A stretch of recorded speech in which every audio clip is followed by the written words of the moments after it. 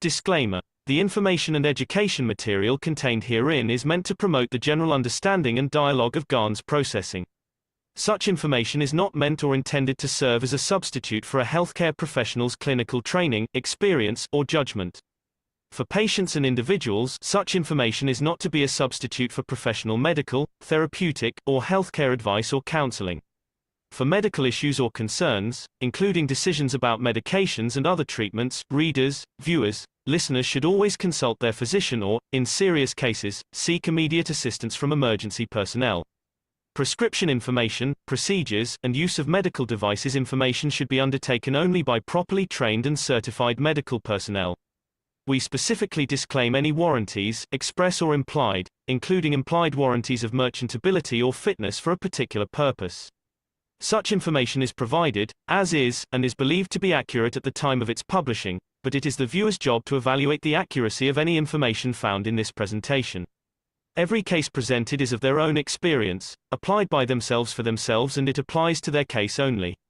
Every person experiencing health problems should seek professional medical advice and consult their course of treatment with a doctor. The processes of plasma balancing described herein are a natural process which supports the body but does not replace medical advice or therapies one is already subject to.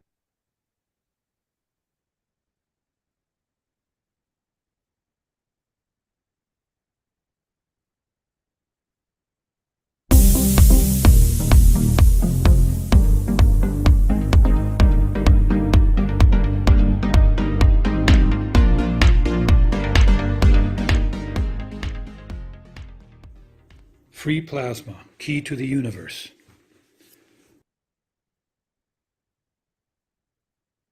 The principal fields.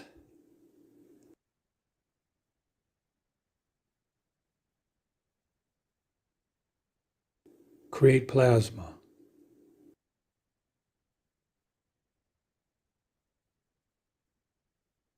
Plasma can become a self-sustaining star, or a proton or electron.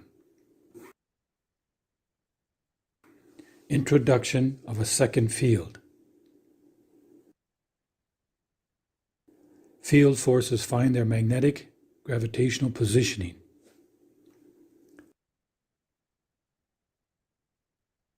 Two fields with a gap creates free plasma between. Three plasmas form a free plasma at the common center.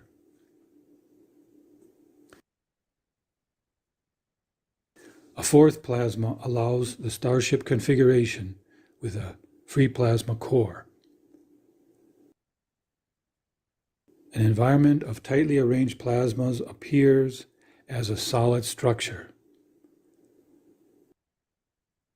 The nanomaterial process allows gaps in the structure for plasma flow. The gap inside the nanolayers creates free plasma in between.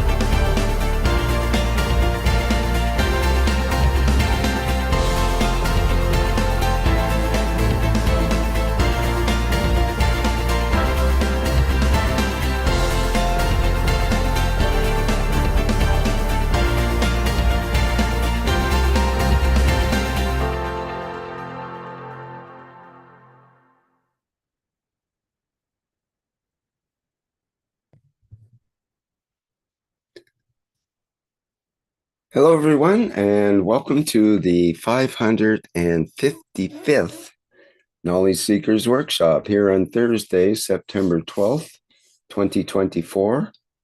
This is a broadcast of the Keshe Foundation, Spaceship Institute, Education Department, and part of the public teachings in English. My name's Rick Crammond, and I'll be your host today in this auspicious number 555 of the continuing weekly series of Knowledge Seekers workshops that has been continuous, actually. Haven't missed a week for 555 weeks. Thank you, Mr. Keshe, for being here for that time, and welcome to the show. Thank you very much. Good morning, good day to you. As usual, whenever and wherever you listen to this series of knowledge seekers from Keshe Foundation, Spaceship Institute. We're back, as Rick says, many 5 times. And I hope when I finish, there's somebody else who will carry it to 4 5s instead of 3 5s. Teaching of the universe never finishes, and whoever claims knows all of it has to link itself back to the Creator. Something which we taught in the past few weeks, and we expand for knowledge skills to understand more, is connection of the magnetic fields. Connection, how is created between elements, be it in the body of the man, be it in the kidney of the man, be it in the liver of the man, be it in the galaxy, be it in the universe. And once the knowledge is expanded, and once the scientist, or what I call universal scientist, understand the work of the universe is similar to work of the body of the man, and body of the man, like every other animal, will see galaxies, for example, have certain areas which behave like kidney. We see in the structure of the universe collection of galaxies which behave like a heartbeat of the galaxy. In a way, when we look at the structure of the galaxies and the structure of the body of the man and the universe, all follow the same pattern. There is no difference, because magnetic fields cannot interact any other way. It's not a car that you can put the engine from the back to the front and put God knows something else and it'll be work. Fields, collection of plasmas which these fields make, automatically, due to the field strength and composition of the fields and different strength of the fields, and totally due to size of the amalgamation of the fields, at the end have to create the same structure. If it reaches the dimension of the physicality, it manifests itself.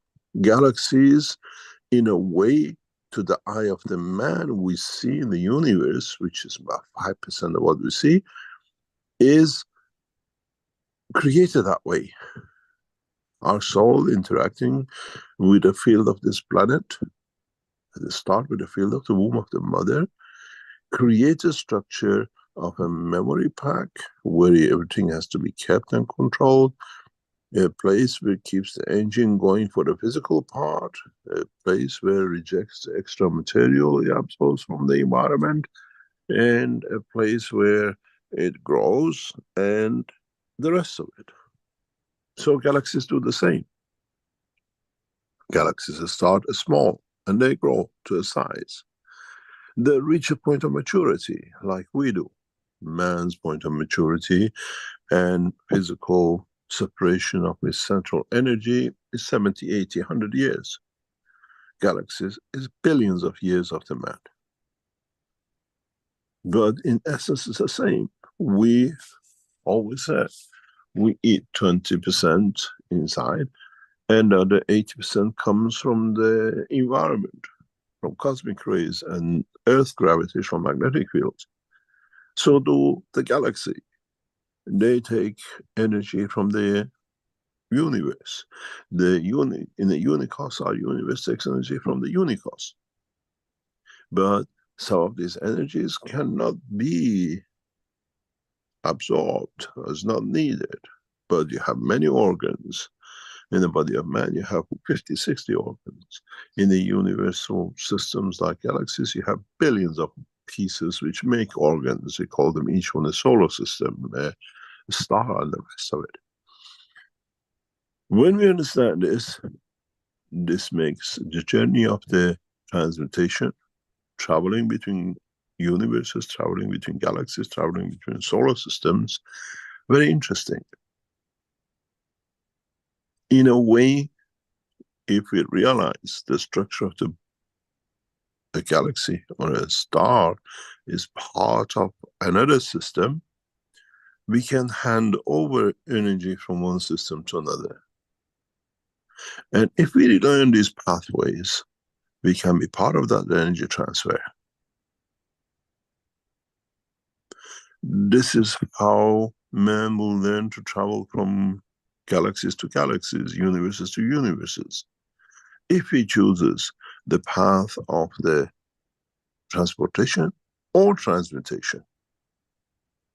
What does this mean? It means you find higher speed lines of connections and you join those higher speed connections. We know how to do it. We know how to connect to these fast lines. We do it every night we dream, but we never understood. We are dreaming. What you call your soul is traveling. And you're having a wonderful time. You're on, God knows, a galaxy or somewhere, sitting on a beach, and suddenly mom says, wake up, you got to go to school. What do? We don't come back all the way. We jump on these fast routes because we know where it comes. Yes, mom, I'm awake. This is what we know. We know the shortcuts, and we can use these shortcuts to extend what we call the speed and the dimension of the transmutation and transportation. We see this quite regularly, but world of science has never understood this. We see this in different lines of connections. They call it supernovas. They call it all sorts of names, but they look at how this structure blows up or whatever according to them, but they don't look at the magnetic field, the strength it produces, and where does it go. We can create supernovas in our own transmutation and lock into a system. We see them, but we only look at them on the eye of the matter state. We don't look at them in the eye of the fields. We don't look at them in the eye of how magnetic fields in the universe interact. The dimension of our physicality has become an obstacle for us to concentrate, to understand the dimension of the fields interactions. What this means? It means when we look at the structure, when we look at the galaxy, when we look at the universe, when we look at the structure of any system, even a man, we look at his physicality. What about if we learn to look at his soul? What about if we learn to see what's inside it? To see the true man, to see the real what we are dealing with.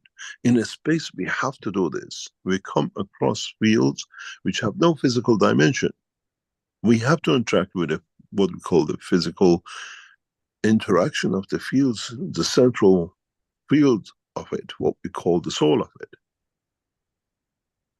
We have to understand the emotion of it. Has not taken the shape of physicality. Not at least in the dimension of our observation, but they exist.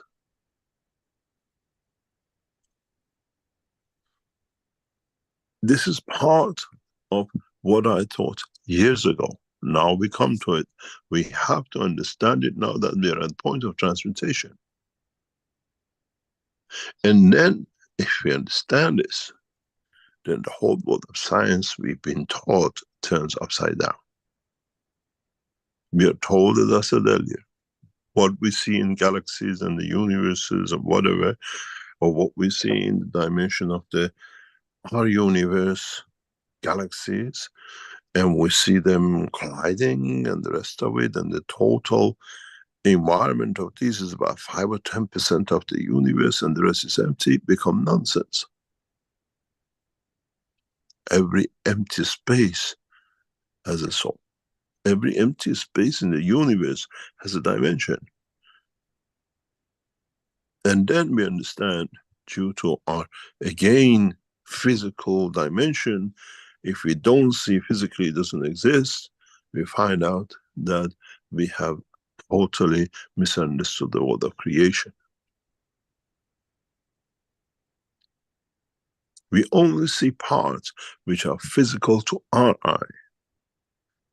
And the rest of space is empty space, according to our knowledge of today. But in fact, that empty space is not empty. It's full of life, but has no manifestation of physicality in dimension of us. Those who can see, they have the field strength to observe the universe in a different field strength, they see the universe full. Is there empty space between your lung and your heart? Is there empty space between your organs? Is there empty space in your brain? And that's the physicality of the man. How can that be in a condition of the galaxies and the universe? Then you understand, we still need to learn more. And we have learned, or we try to learn to understand about this 5 or 10%, which they tell us is the universe and the rest is empty, to find out, to educate ourselves, what's in that other 90%. How do we interact with that 90%? Because that's where most of the life of the universe is. If we change the field, the strength of our soul, would we see the empty parts as full?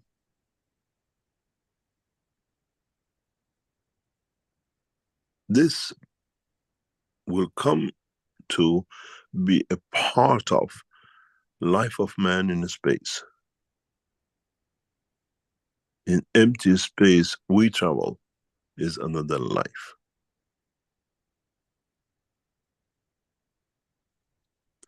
In the empty space we consider that there is nothing in the galaxy or in the universe, we are crossing another life.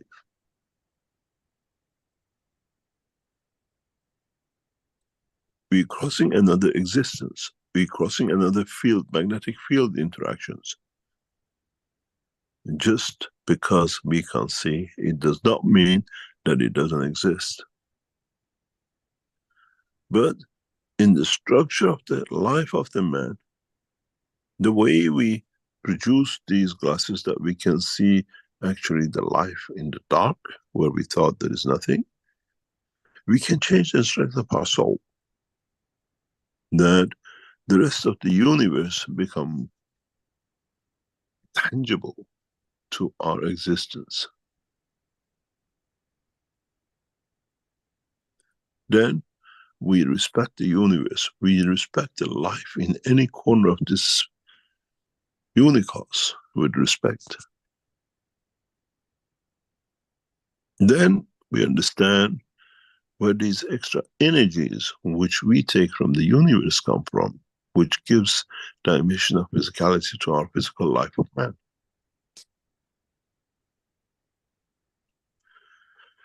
There are no empty spaces in the universe. And once we learn this, once we understand this, we can amalgamate this knowledge with what we have, and then see how the whole structure works, then we find out we have access to a knowledge which allows man to be able to travel, to move in any dimension in the universe and unicos. We have to learn this. We have to learn how to see the empty spaces of the universe, how to feel them, how to interact with them, how to respect them, and then with that process, we find new ways of movement, transmutation and transportation in any dimension.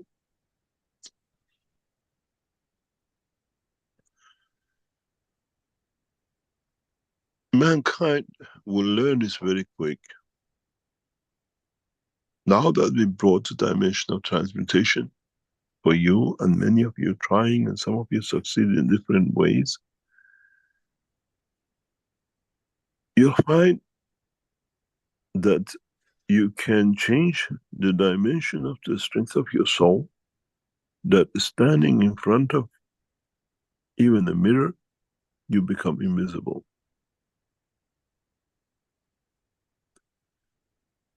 But does it mean that when you reach that stage, that feel the strength, and the dog runs in the room, does it pass through you in a physical dimension? Doesn't see you. Is it aware of your existence? In the space technology, we achieve this. We change the fields. 1 second you see a craft, 1 second you don't see a craft, because we create a parallel strength field lines. Even still in the same position. Man has such a capability. Man has it within it. Always has it. Always had it. And now we have to learn that the field is strength.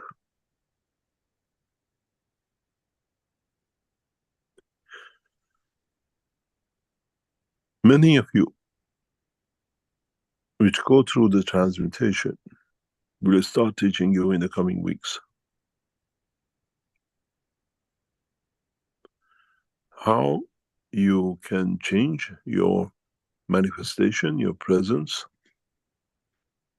and still be within the same environment.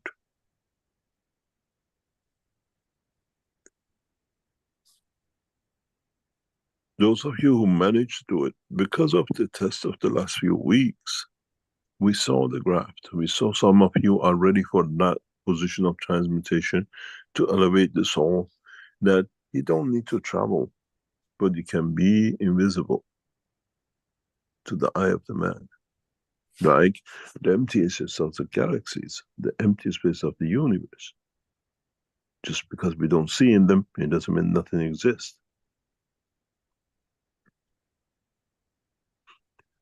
This brings you a new dimension, a new understanding. And in so many ways, maybe you understand when I speak, sometimes it shakes some of the world leaders, because when they sit in that room, they make that decision to do whatever, we are present.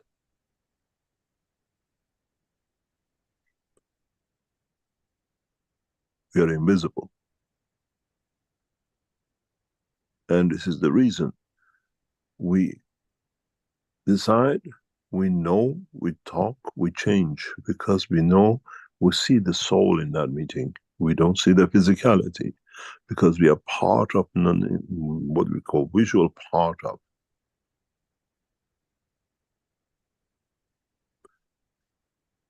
Many times, when we explain something in the teachings directly to governments, those who sit in the seat of power are scared. How does he know?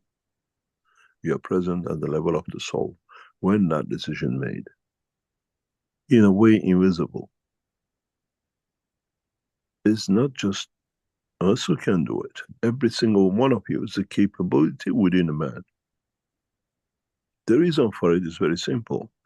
When you transmute somewhere in a space, in the universe, and many spaces, not just one specific point, the physical dimension of the physicality of the man has no dimension of visibility. But the soul exists.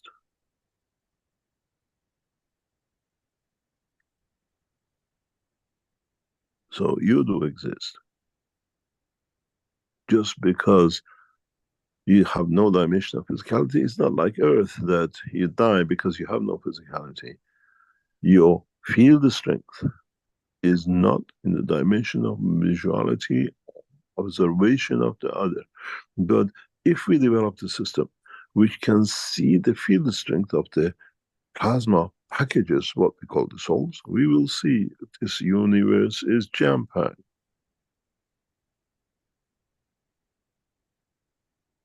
So we can see the souls within the room. We can see the souls within the dimension.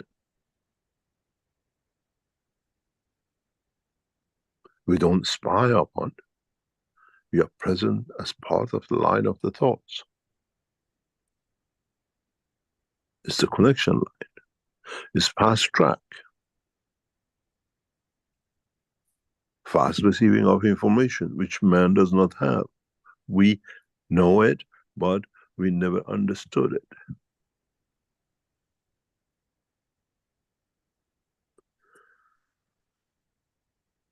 I have taught you in the past how by changing your breathing, you can absorb energy from the universe and live. You do that with addition of gases. Now you have to learn how to breathe with the field of the universe. That 80% which comes in and you have no knowledge of. And what you want to take from it according to the emotion. You strengthen the emotion of the travel, the expansion of the positioning. You position yourself. You increase the what we call absorption of the energy that can feed your physicality. You can do so. You extend the field emotion of repairing part of your body because you want to keep the dimension of physicality, do so.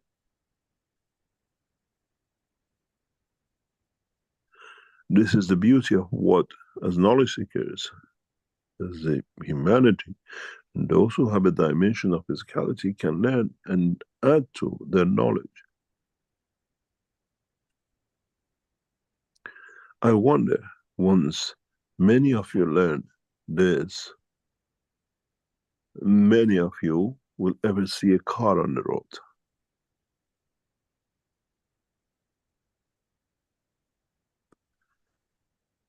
You learn to transmute direct. You do what you like. I go to the shopping center, I go to the shop, this is what I want. You manifest yourself. You don't steal, you pay with the dimension of physicality and then you move back. If you want to feed your dimension of physicality.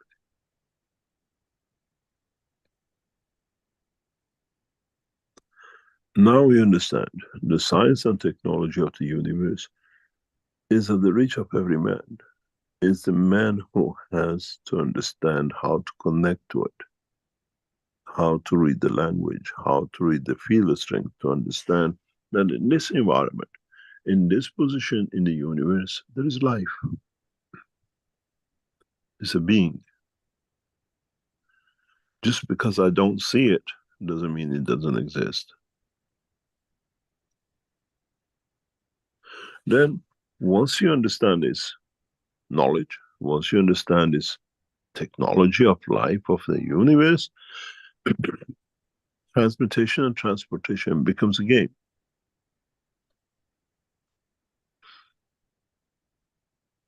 It becomes part of your everyday life. Many of you knowledge seekers are ready for that position. Many of your knowledge seekers are moving to that position. And once one of you learns and wishes to share, you can transfer the knowledge to those who want to receive it. Those who want to be with you as a part of you. We want to go to a wedding.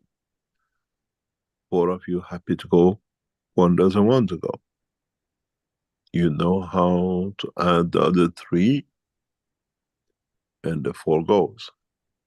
You cannot force another soul not to come or to come. And then manifest at the point of whatever it's supposed to.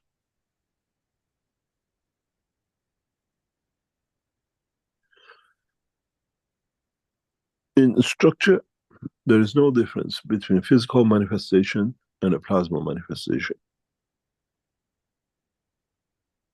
In structure, in the work of the magnetic fields, there is no difference, because even if physicality is a collection of interaction of the fields which coordinates a movement, so is the same with the soul.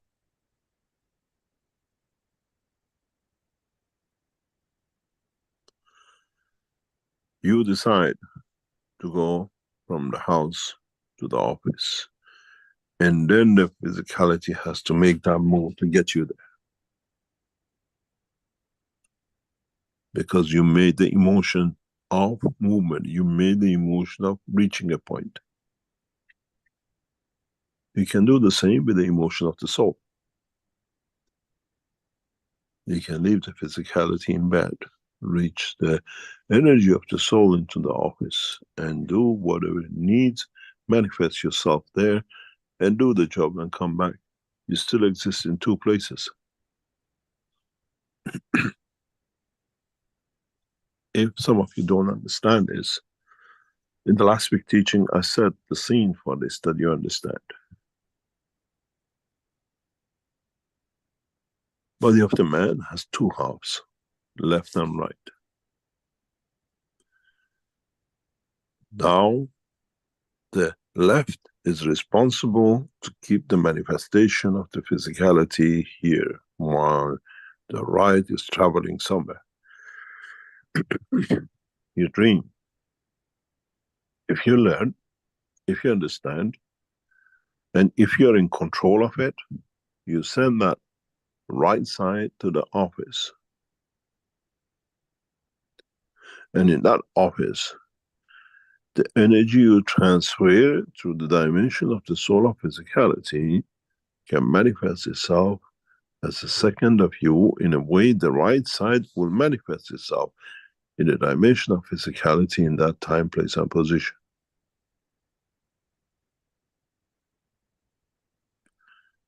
This is the beauty with having a dimension of physicality, if you understand how you can use the energy fields with at the same time.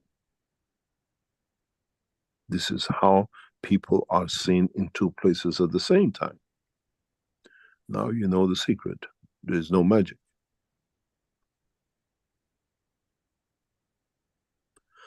If you get good at it, you know which part to send best for what job. When you're meeting with a lover, you're too lazy to move from the bed, you send the right side because it controls the left side, which is with the emotion, and you're a perfect lover. When you're going to the office and the physical work to do, there is no emotion, you send the left side. Then, now you understand how it works, how you can manifest yourself in 2 places. But you have to learn about that spike, that increase of the energy to reach a bandwidth of the field strength to be able to do it. This is one of the reasons man always wakes up to the physicality. If you understand the field extension, you don't need to. And both physicalities, one in the office and one in bed, still do a perfect job.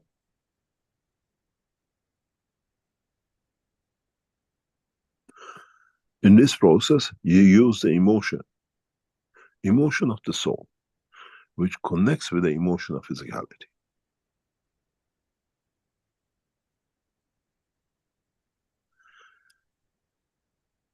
It is interesting in the other dimension to understand that those of you who have the beauty of being the beautiful people, you can be in places or 6 places at the same time. Because each soul has the capability of division of 2.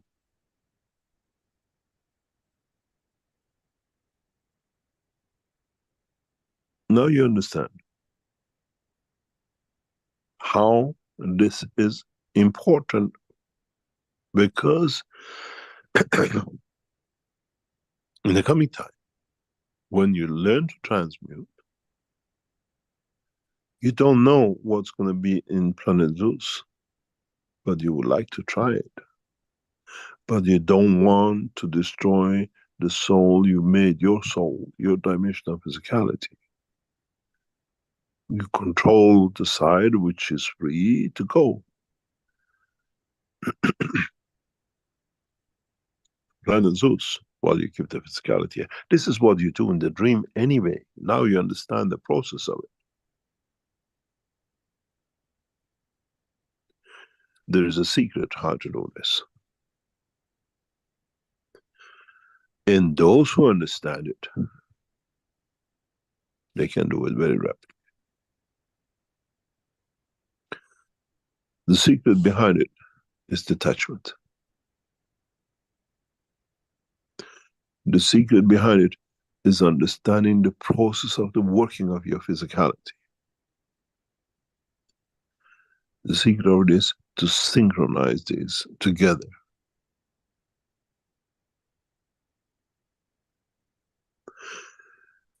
And the secret behind it is to use it, not to harm.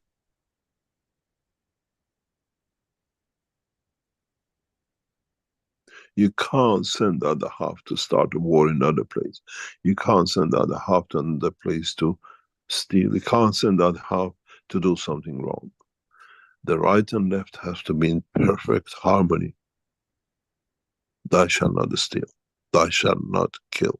Thou shalt not do anything wrong. Because if you do something wrong in the other side, there is no return. The field of strength changes. And to be able to do that separation, I have taught you a lot of things in pieces. And in the world of science, we know these pieces, but we could never connect it.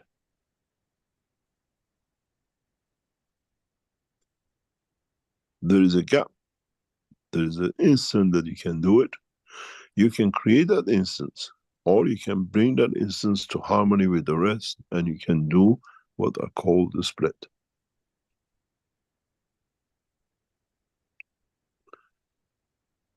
Your physicality goes to sleep, or cycle of 4 hours. You can change that. Your breathing long left and right long has the same sequence. Your heart has the same sequence. Your intestines and the working of your physicality has that sequence. Your kidneys switch. You have to harmonize that all the sequences match to the left or to the right.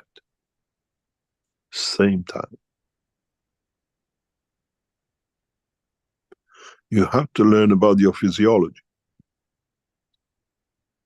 Which lung is at rest? Which lung is producing?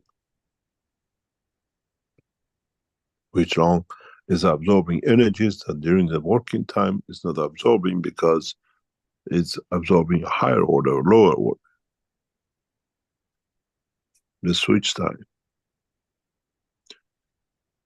By creating a harmony in the soul of the man, you can create the harmony between the two parts of the man, and one part of the man can separate. This is where the soul feeds the physicality, and through its operation controls the physicality.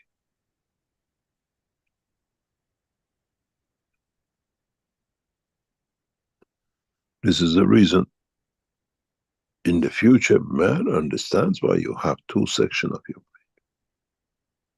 In a way, if you understand it, in the soul dimension, you have the two sections too. You have the fields which are going clockwise, and you have the fields which they go anti-clockwise. In the brain of the man, this separation of the two has become two hemispheres of the brain. Once the scientists of the man look at the structure of the physicality field flow within the brain, they will see two units working totally in opposite to each other in different sections, and move to different sections to harmonize, to keep the shape and the structure of the fields within the brain of the man, which they can interact with the soul of the man. This is not strange. This is not something which you don't see. As I said before, the soul of our solar system, the sun, goes anti-clockwise. The earth goes clockwise. The moon goes anti-clockwise. But they all work within a system.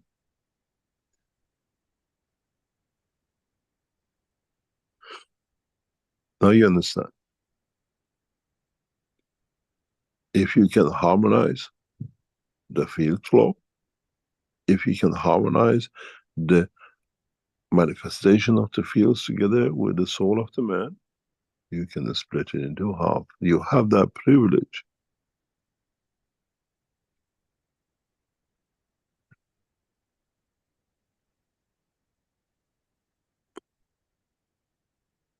In the future, I'll teach you more how to get to this. Today, we see the soul, or we sow the seed of the understanding. Understanding that you have that capability to be able to create that split, to create that separation, to create that dimension.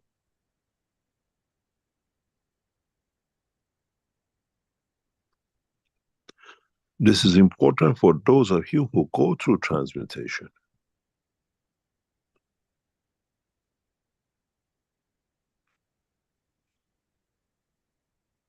You like dimension of physicality, you travel in a spacecraft, and you reach to a point, you have a choice. You get in another craft to land, or you choose the dimension of what you call dreaming while you are physically existing.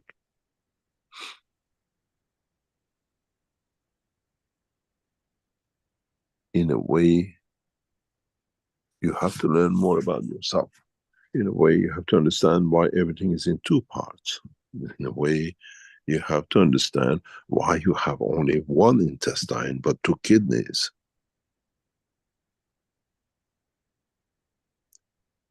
Because the digestion and absorption of the energy from the environment needs one system, because once you have the soul, you can feed everything.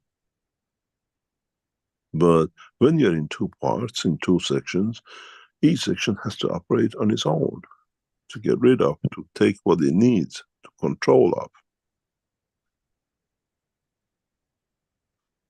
And then you understand more about how you feel the strength between two different parts creates the dynamic structure of your physicality.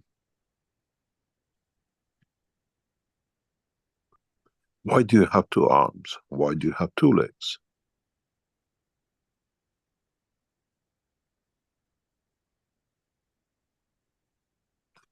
What happens with a worm, which is one straight body? No legs and no arms. How does the soul and a combination structure of the brain works?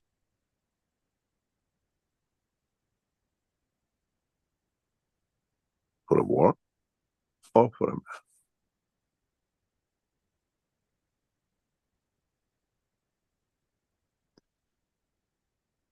Now you understand, in the world of creation, we see it. But now you need to put two worlds next to each other to create the man. Man has never looked in understanding of the field structure of the, what I call, animals with no arms and legs, and his own and other animals.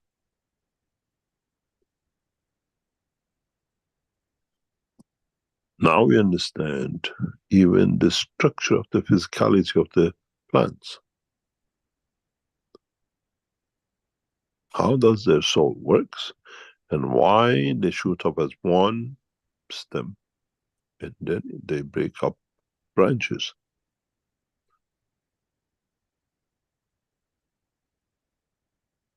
Once you understand the structure of the fields, once you understand the division of the fields, once you understand the emotion in respect to environment of the fields, then you understand man with his soul and physicality has many capabilities and capacities which he has not even explored.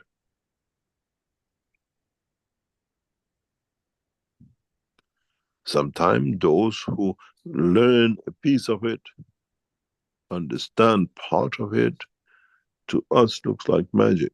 But that's the same what any creature can do, you can do. Which means you have denied yourself to do it. But the knowledge is within. And it's the same. Transmutation, transportation, always has been with us. We move the body of the man in a bus. We move the soul of the man to another part of the universe through his field energy.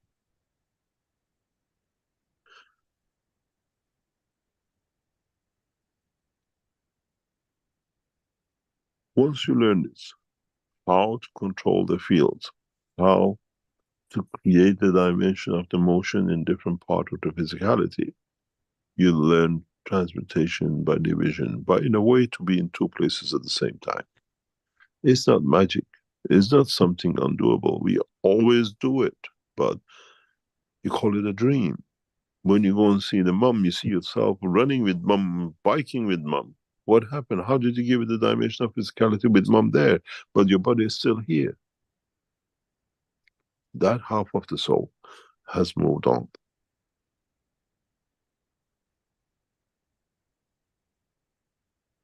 The other half has stayed. Now you have to learn it to do it in the dimension of physicality.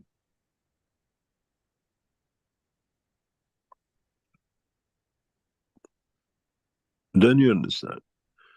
We open a new dimension in transmutation of the man. In a coming time, we build this in the systems on the monthly sessions. That in those sessions, you understand how to do this. Because you have two hemispheres in your brain, and your physical part has two completely separate parts.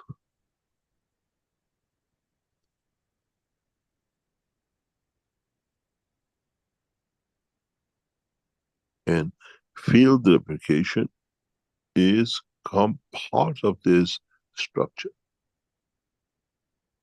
Mirroring of physicality in two dimensions. You take half and the other half mirror itself, and you are physically two physical conditions, but connected internally through the dimension of the soul, connection of the fields, rapid expansion of the fields.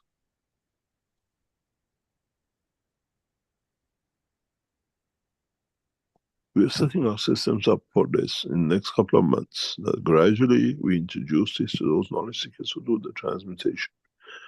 And then we test it, and then you test it, and then we understand, and I show you in a graphs how two souls will create and move at the same time in two different positions.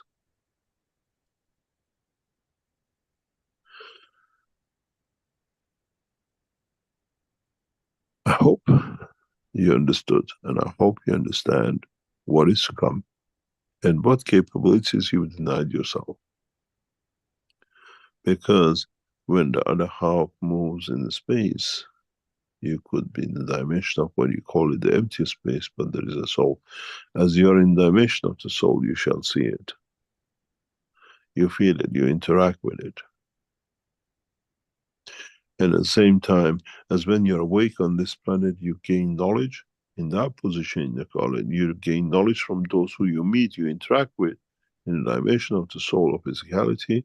And when you bring that knowledge back, because it's connected to the dimension of physicality when you're asleep, you call it enlightenment. In fact, you have learned outside in another classroom, in another part of the universe, something which on this planet we don't know. At the same time, it's not exclusive, you get enlightened. The knowledge you gained here in that communication, that point with another soul, you might enlighten that too.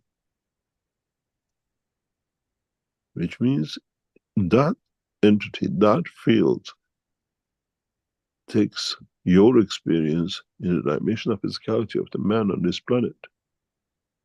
It's not all you taking. Energies interact, and stronger always gives to the weaker. It's the same. The knowledge you have is given to another entity because he hasn't got that knowledge. And you take from that the knowledge you don't have in return. And you wake up in the morning, you do something new, you do something, you come during the day and you say, oh, I know something, I want to do something. But you don't see that the enlightenment was arrived last night when you were asleep. But the other half traveled. Now you understand how much knowledge is not exclusivity but inclusivity. It belongs to every entity in the universe. It depends. If you need it, you receive it. And now you understand why patent has no value. He cannot patent, because whatever knowledge a man has gained is a knowledge which is shared with the universe. Why does a man do this to himself? Is unthinkable.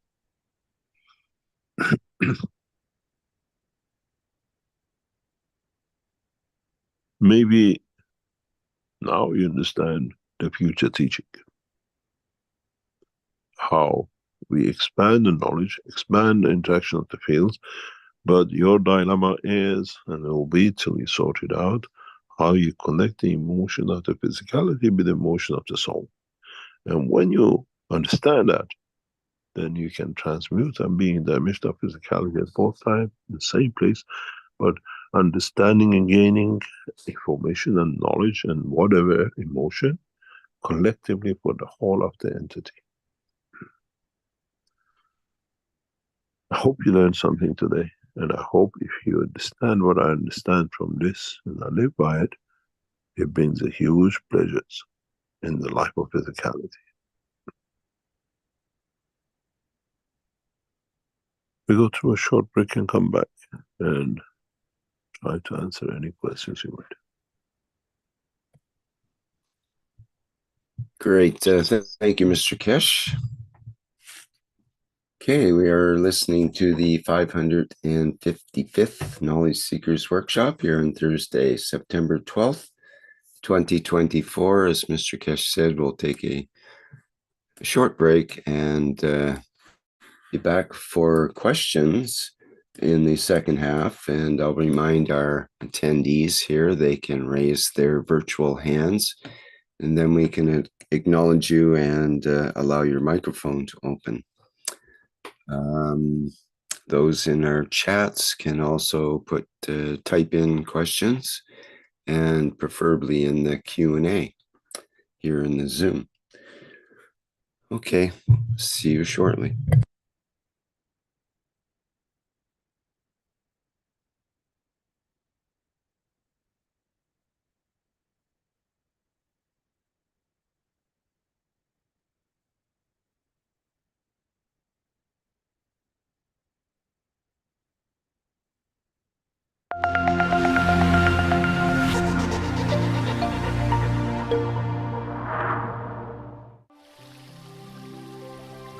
Water is the foundation of our life. It is part of every living creature. Pure water gives you the energy of nature. Now, you can have this energy in your home. The Keshe Foundation Alkalizer and Energizer is designed for your daily well-being. It increases the pH of the water so your body can absorb more oxygen and stay in its natural condition during the day. Keshe Foundation Alkalizer and Energizer. Be pure like the water.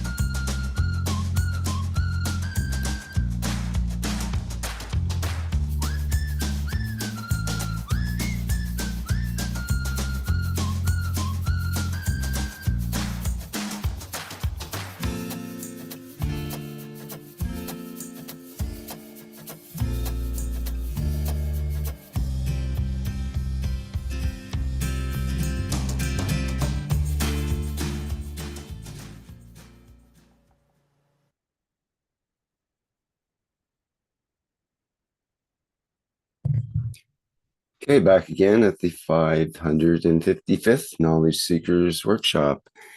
And we're on their second half here, and therefore folks have an opportunity to ask questions, as I mentioned earlier.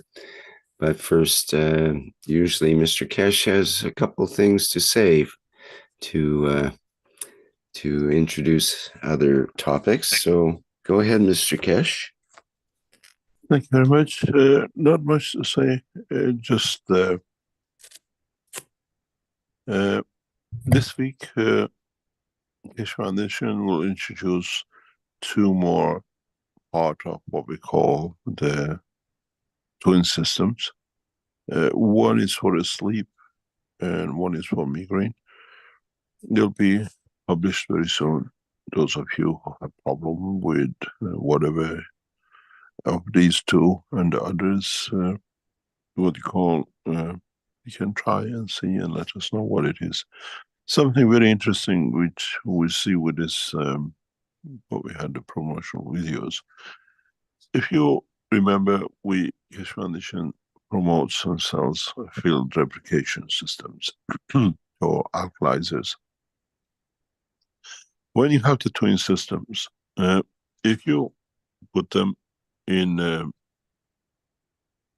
immerse the bottles even in a container, in a water, immerse them in, or put them on two sides of a glass with the water in. You can use the water in a glass which creates a balanced field energy of the fields of the two bottles. And it's a replication unit, more or less, is what we call as part of the what we call field transfer. And you'll find a totally different experience. When you receive them, they should be shipped out in the next week or so. Then you will understand not only you can bring a new dimension by using the two bottles, placing them outside a glass bottle or inside a water cup, if you can do it, if you can accommodate them to be in one bottle and in a good distance from each other, and then it brings you a new dimension. You'll feel it, you understand what it means. These twin systems are not just for what's in it, it's what's interact between it, which produces the same interaction between part of the body, but this time is you can do a lot of other things with it. If you use it in the what you call, I suppose, the promotions in the alkalizer and the field application, that water has the properties which contains within, but in a balanced way, because it's balanced between the two, and then you create a new dimension inside. We are building up towards a full transmutation unit and a full connection. And in this process, we gradually move away from what we call the units in Germany and to centralize in the new system which we developed with, as we had last week in one of the knowledge seekers, is effectiveness of it. As the old systems more or less become obsolete, they've reached a point of what we call use as the new technology has taken over. And we see a new dimension in transmutation and what we call in the wellness application, where we feed through the systems and our doctors will go towards more handling new cases and new conditions in the wellness process. And as we said, cases like cancers and things they're looking at, new versions of applying for Parkinson's and others is under what we call in the vision of work. And anyone who wants to work with them or would like to take the what we call advice can contact the same way to expand this horizon of the knowledge. In the coming weeks, we will expand the knowledge of the transmutation in a very different way, and we will ask for a specific what we call people to join us in this what we call transmutation, transportation, and in a way those of you who are part of what we call soul satellites will come into operation gradually in this process as we try to expand, and we will come in touch with you to join us for what you sign yourself into, to run a few sessions, and then you understand the process of how we bring now the knowledge reaches a certain point, those who are your satellites to come into what we call what you set yourself for, to become part of it. There's one thing which I would like the knowledge seekers, through the elevation of the soul of totality of the Keshe Foundation, is to support us in what Keshe Foundation has endeavored in the past few weeks to create a new phase in the world peace and to create a new structure that sets up to what I call gradually to become one nation.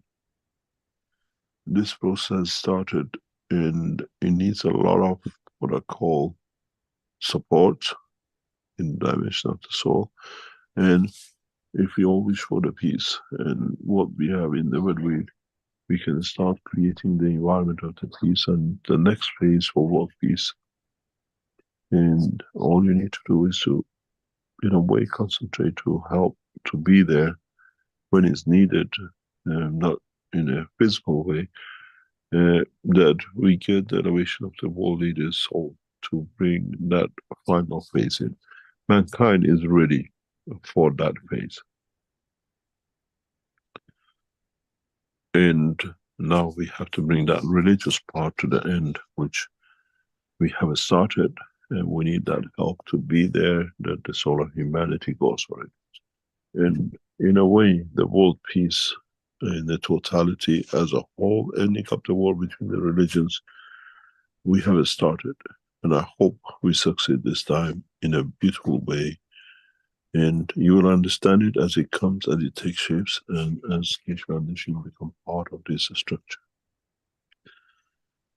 Any questions?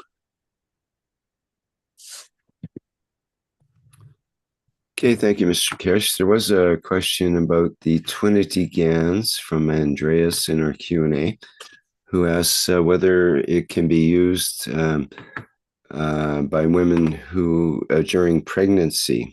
No. No. Okay. Oh, no. Because it's not your right to touch another soul.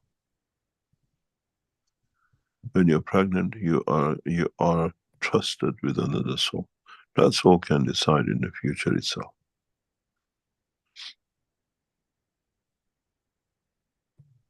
Okay, thank you. That's a good answer. Okay, we have a hand up here with Dimitri. I think we should address that first, and then we have a number of questions, and I'd like to show a little video as well, which we can get lined up. But let's see where Dimitri goes first. Go ahead, Dimitri.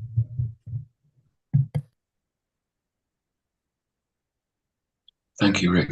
Can you hear me okay? Yes. Okay, thank you. Mr. Keshe, you have mentioned numerous times our sun has a twin star. That twin star is in a galaxy that is twinned with ours, somewhere in this universe. The twin star has a solar system, twinned with our solar system.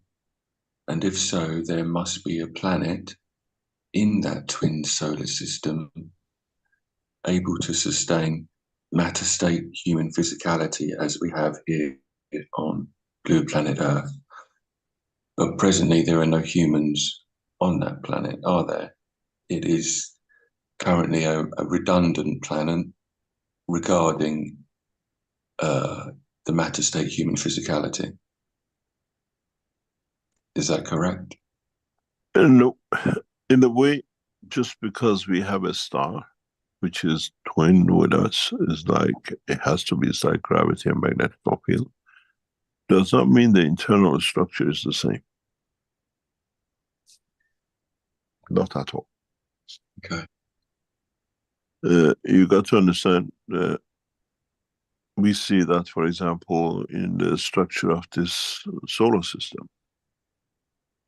You have different planets moving in different dimensions and directions with their own moons. The twin star of the sun has the same structure. It's part of the structure of the universe, part of the structure of its galaxy. And it has a pattern of movement. We look at, let's say, Mars, or we look at, let's say, Jupiter, and we see these two move in different dimension and direction, and every so often they come to the same position, or all line up all in one straight line. It says every 200 years all these stars line up in one line and create this and that. Yeah. Our solar system is very much like this, but in the dimension, in the galaxy. This is the reason that they come together so many billion years. It just takes time to come to the same position. But does not mean they have the same internal structure. at all. None whatsoever. And we have mapped the movement of our what we call planetary system in this solar system, where they go and how they come together and how many years they'll be in the same position, different stars or different planets or whatever. The whole thing applies to a galaxy. And this is why the other solar system, which is doing with us, is moving in the galaxial dimension. It has its own dimensional interaction. And then it comes back to a point. What is interesting, I raised this question before. Just quickly, Mr. Keshe, when our solar system aligns and all our planets are in a straight line, is that the same as our twin solar system as well? Do they align at the same time? No. Okay. No. But please continue. What happens when, let's say, an accident happened, which is very common in the galaxies? Things move. It's like a bullet coming into a body of the man, and you move something. What happens if our twin star comes in collision with another planetary system, with another structure in the galaxy of itself, which happens quite often? What would happen to our system?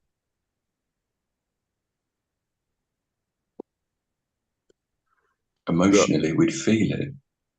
The combination of physical manifestation of this, we will see total change in the position, field, the strength of our solar system. We will see the horizon totally changing. Not the horizon of our solar system, but the horizon of our stars. We will get a different, what we call, star formations, the way we see it now. The star formations we see now is connected how our twin system is moving with us. If that twin system is not there, gets destroyed, we have to lock in. The system has to find a new position and new condition. This is when we'll know that we lost, or our, what we call, twin star has come into a new dimension. This is not something which is impossible. It happens as day and night. Matters in the universe collide. We've been lucky for past billions of years. Our solar system, with its twin, has not, or what do you call it, have not been part of this. But it's inevitable. One day will happen. It could be 1 billion years down the line. It could be tomorrow. But the only time we know something has happened to our twin system is when our, what we call, horizon, our skyline, position of the stars totally changes rapidly. Right. We see new setting, we see new, what you call all these things we give a name, different formation, might not even exist anymore. Because well, you mean the constellations? From our point of view, yes, from our point of view, because we move to a new position. Right. And the system is very, the galaxial systems, like our solar system in the galaxy, are very vulnerable to this. Very vulnerable. When we see it, scientists made a lot of observation. Our twin star is a loose bullet rotating in the field of the galaxy, as we are a loose bullet. But this loose bullet, it has connection, it has a balance which balances itself in interaction with other solar systems. when you look at our solar system in the planetary system, in this galaxy, our position is fixed because everybody is like, you go on these big carousels, you're hanging off a chain like about 10 meters from the top, but it's 100 of you, you're all rotating around, but your position is fixed. You're exactly on that carousel, but we are in the carousel of the galaxy. Every position is fixed, how and who and where it comes. But with the difference that these chains hanging with the chair at the bottom you sit in these carousels have the control of their own movement in respect to the others, because if they move, the other ones have to move. So nothing internally is the same, because they absorb different energy in different parts, they release different energy in other parts. We are due for a meeting with our twin star. We come close to each other very soon, in the next 3,000 years. We do that every time regularly. We know that now the knowledge has reached that point. Now we see it, we know it. So every time. Does that have anything to do with what is known as the galactic year? In a way, yes. In a way, no. But in a way, the combination of the fields pressurizing each other, they come close and they go away. There's a pull of attraction and repulsion. And this is something which you will understand in a very short time in teachings. As we come to it, we explain more.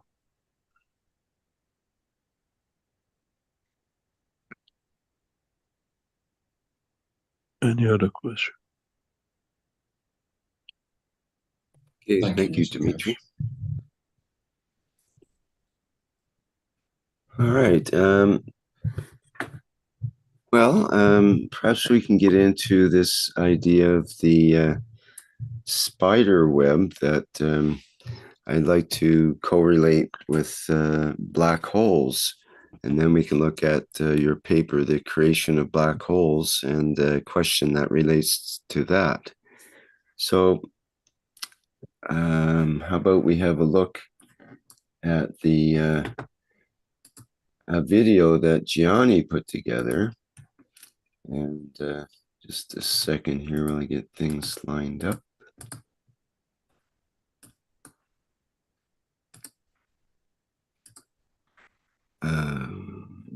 A video that Gianni put together, and it's a time-lapse video of the creation of a spider web by a spider.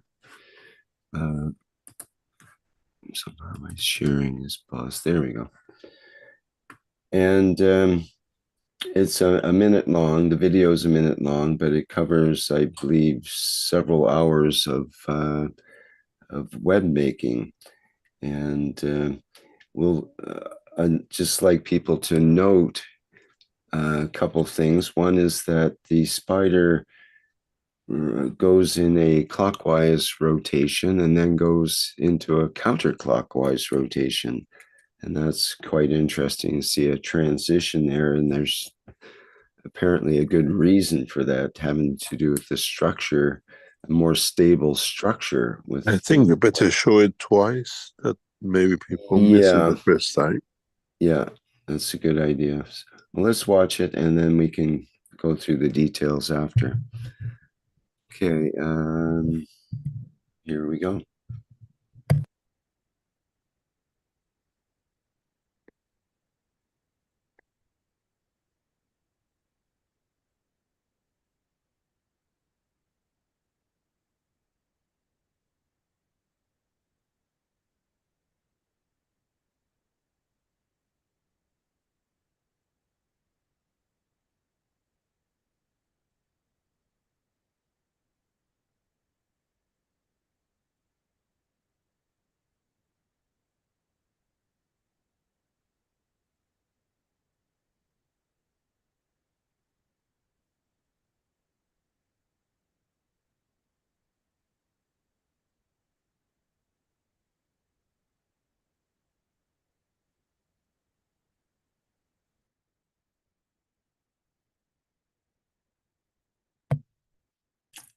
Okay, so that's it. And yeah, perhaps we can go through again here. I note at the beginning, if we look at this formation, it looks like a star. You have lines coming straight out like rays of light, basically. And when we look into the nature of the silk that the spider makes, it's actually a conductor of light and a very interesting material in terms of what it can do. Okay, let me just play it through again here. Also, at the very beginning, it's very quick, but you'll see the spider splitting the difference between these rays of light here to make each one symmetrical according to its neighbor, equal gap in them. It's quite amazing technological feat. See, he just split it there and created that extra piece. First clockwise, now counterclockwise. And the smaller the circle gets, the faster he's going. And I'm starting to wonder, maybe this is the way galaxies are created.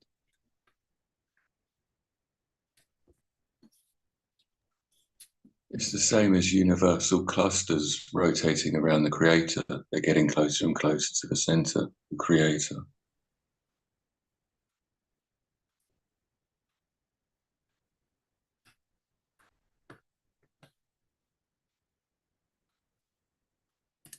So here's the actual picture of the same spider web in the light of the day, apparently, that creates this incredible splitting of the light into the rainbow colors, essentially.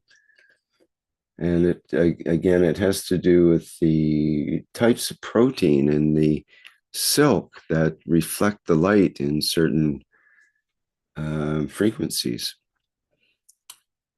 So in a way, the spider is capturing light and also all the vibrations. We're reading how spiders are so sensitive. Each of its legs are attached to the vibrations of different parts of the web. And the web, each string of each section between each of these rays has a certain vibrational frequency, apparently. And that spider knows each one of those quite intimately and knows when something is stuck in it. So that's all very nice in itself in the way the spider creates its web and so on. But I'm trying to relate that. And if you look back at our background image for today, we have a spider web in space. So I'm trying to relate that to black holes in particular. Now, if we go to Mr. Keshe's paper in the KF Wikipedia, it was an article in the KF Plasma Times, actually, in December 2018, the creation of black holes. And it was released back in March 12th of 2006, I think it is. So Mark had a question regarding this, and we were looking at that question in the Keshe Plasma Reactor group yesterday. So the question comes up here. Mr. Keshe discusses, black holes, and there's a lovely picture as well here of the coming together of two systems to create the black hole. And that's described in the actual text here as well. And let me just get into the area that we wanted to look at.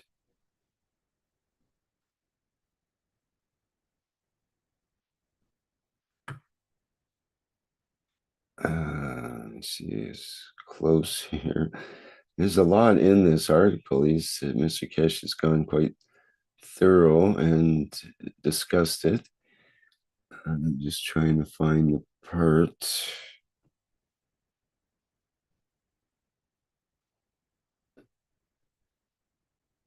Okay, it's right around here, I think.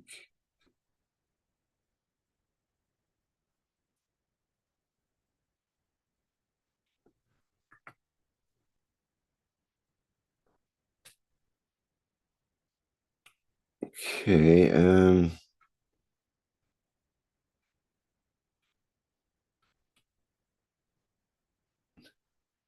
there was a part that mentions about the black hole being like a predator. I've actually clipped it out, and I can show it here basically as part of the question. The part in your paper, Mr. Keshe, was as the black hole grows bigger and its gravitational forces take over, then a black hole becomes a predator for parts of its galaxy. They become vast eating machines of the debris and stars and planets, and this is exactly what is to be expected of them. The black holes originally created totally by chance. There are no patterns in their creation. They're simply a creation or an outcome of natural interaction between two or more passive magnetic fields or matters in motion within the galaxy or the universe. So part of Mark's question is the idea that you've talked about the universe or space being a peaceful place where we don't have the stealing of energies and whatnot, the things that we have on Earth and with humans. So in the process of the black hole's growth, is it not, is it consuming souls? It's consuming, for example, a star. Is it we are told, or maybe we sense that a star has a soul. So if this star is getting sucked into a black hole, what happens to the soul of that star? And why are black holes allowed to consume souls if it is a peaceful universe? I guess that's the bottom line. This goes back to humanity, doesn't it? Well, it's always our perception of things. We think once the physical part added to is consumed by, we don't look at it that it becomes part of. Well, I was going to say, is a black hole a transmutation device, in effect? So it separates the soul from the physicality. No, really. It still is in the same dimension. It's a bigger soup. Okay. It's a bigger soup with more fields added to. It's like, put it this way, it's like having a herd of one type of animals, but another herd inside it. There are still two different animals, but they're running in the same path. They keep, in essence, this is the beauty with plasma, understanding of interaction of magnetic fields. The same of the same all come together the same when it comes to that point of the plasma. But the same, what does this mean? This means that, let's say if you have let's give it a strength 9, 10, 20, and 100. When you bring, let's say, a star, which has 2 of the 10 and 4 of the 5, that 2 of the 10 goes into the 10th strength, 2 added to that, and 5. They don't disappear. They strengthen that structure. When the next comes with 5 times of the 10, it'll add to that 2, so the whole structure gets stronger. And this is the beauty with the plasma. You don't steal, you add yourself an addition to what is there. And at the same time, it reaches a point that this, let's say this 20 of 10 strength, they receive another 5, they need a spacewalk. So they open up, they open a space gap between the other fields. And this gives the expansion or increasing the size of the, what you call the black hole. But this black hole, at the same time as it's the fields with other stars coming in, interacts. And that interaction creates a combination of releasing fields out. Because I don't have more space than 20. Now I receive 2 more, I have to give out. And that becomes the source of the creation, what comes out, that it becomes another creation of a star in a galaxy. I bring everything in, and in amalgamation of what you bring in, I have more which I don't need, and I become the source of life. I radiate at higher strength because the lower strengths are already built up, structured. And this is the beauty with the black holes. This is why we don't see immediately life around them, but the field they release in the galaxy in a further distances, as these strengths slow down, lead to creation of new life, new stars, new cycle. They don't get squeezed. They release, there's a size of the accommodating fields together, because if you have 20 of 10, it has to accommodate 5 of the strength 1. If strength 1 comes in, that extra has to find itself in field strength in the dimension of releasing out to make accommodation for the next one. Is packing it together, and how you pack it. We show this very clearly, if you understand it, in some of the teaching, in testing, we show this. And this is the whole structure of building an aircraft by fields. We pack enough fields into the middle that the middle becomes like a black hole, and then that black hole, in expanding out, releasing its fields, creates a physical dimension of the craft. Or we create a very high intention of fields in the center, and in adding into the top of it, we create manifestation of the physicality. It's like you create a light, there's a light, and then you spread the smoke on the top, and then you see the laser beams. If you've seen that, this is how most of the large scale flying objects in the universe are created. There is no aircraft hangars 2-3 kilometers wide and we build this craft.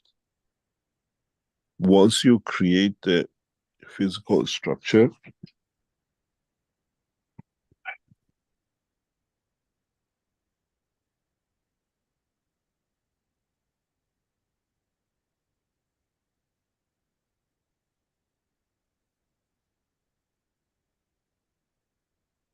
when you look at in creating, you create a black hole in the center, and you create a condition of radiating fields. Then you create a condition of a different strength fields, which you interact, you create condition for this to interact with these fields. And this condition creates the shape of the craft.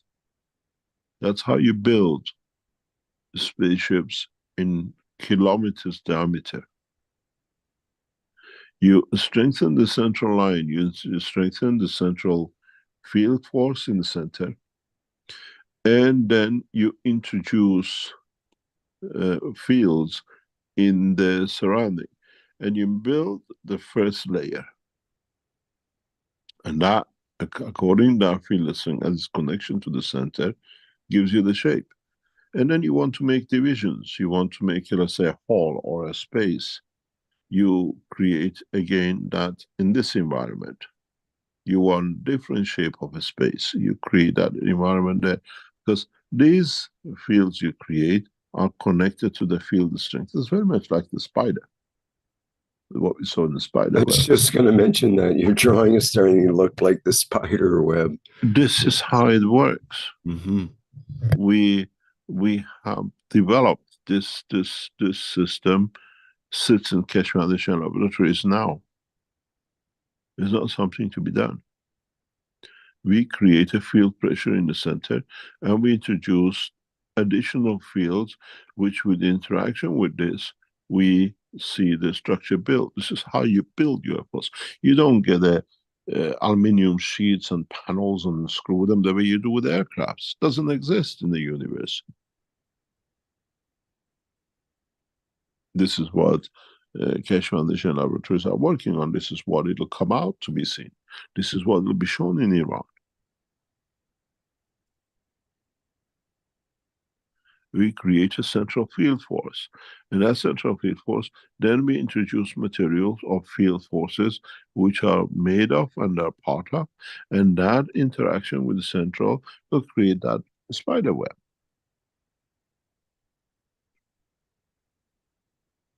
And depending on where we introduce this additional field, give us the shape, because it's away from the bottom. So the bottom has to be closer. It creates the shape of the UFO. This is how the spaceships are made.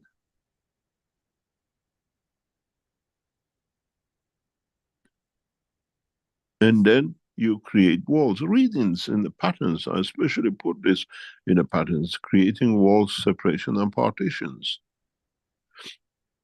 You introduce different field strength, different material, but still connected to the center fields, to the black hole. We absorb all the fields in, we create that condition of the central field, and by expanding, we interact with it. We decide where we want to interact with. If we put it here, we interact with the fields here, where the center is here.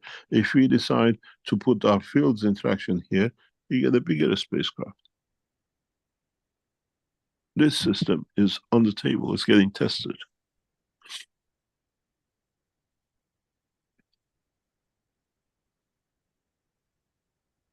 And in some tests, our research people see, it's like, because it's the first phase, they see like a steam coming up. Because it's the beginning of the manifestation, and this steam with the field forces will bend and will start making the shape. Our technology at the moment, they see the steam's coming up, the field's getting built up.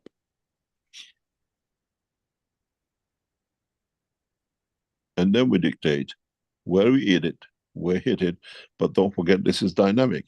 And in dynamic structure of this, with the fields we introduce in a way, will give you the shape.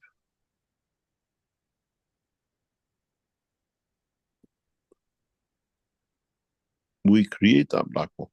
Creation of development of the UFOs, what you call UFOs, what called transmutation in dimension of the fields, because don't forget, I never learned how to do this. Let me see how I'm going to do this. I want to make it new.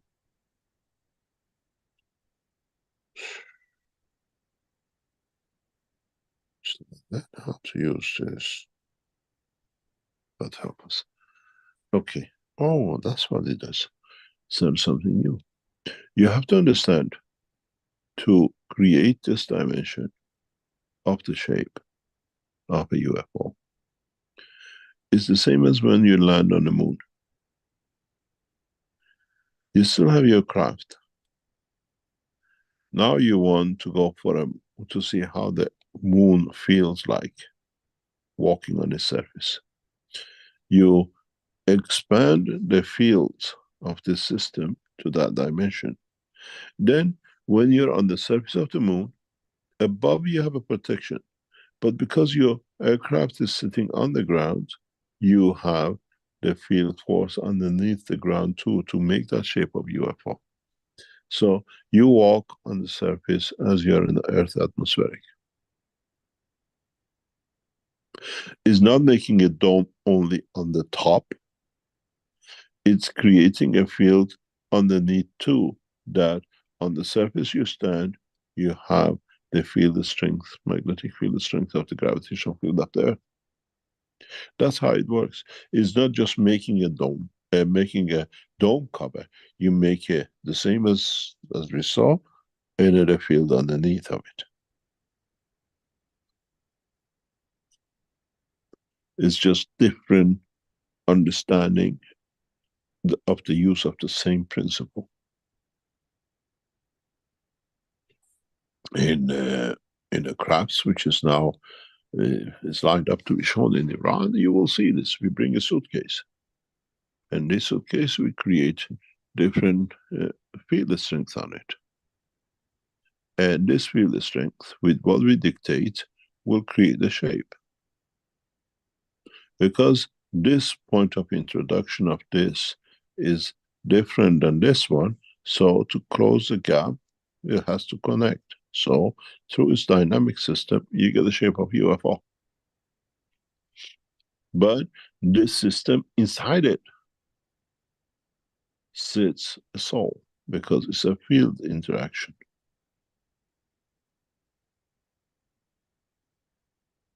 We do the same on the moon. When we go on the moon, now this is this space, the green one, becomes this. If I can find the right color that you can show in this, it becomes this. And now we introduce another point of interaction. We increase the dome, but you still have the bottom half to it. Now this space has come to this, and now this new space is created from there. This is how you increase your dome size in the space.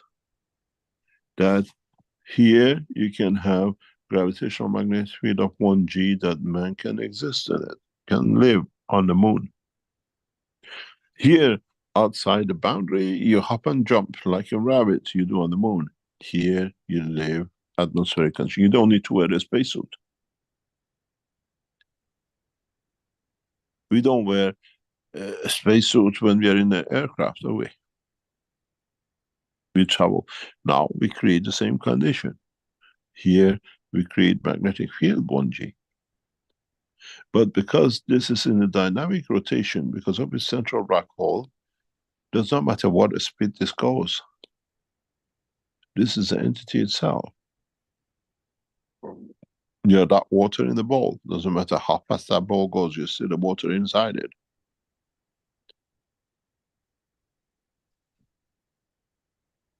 And understanding the paper of the black hole is the same as when I published the first book, the Universal Order of Creation of Matter.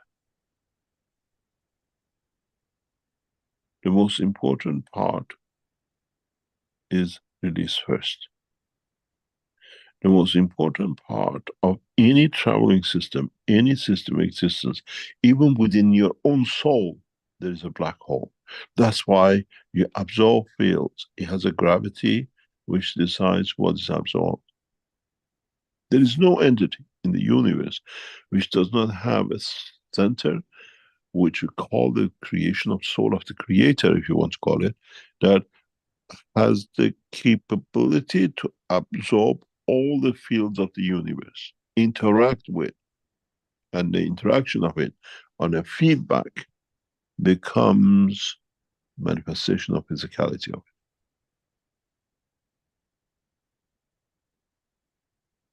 Because It does not come, a field does not come out like this. A field from the center comes out like this.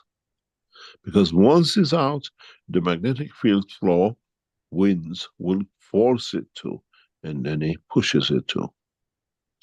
And this is the beauty of it.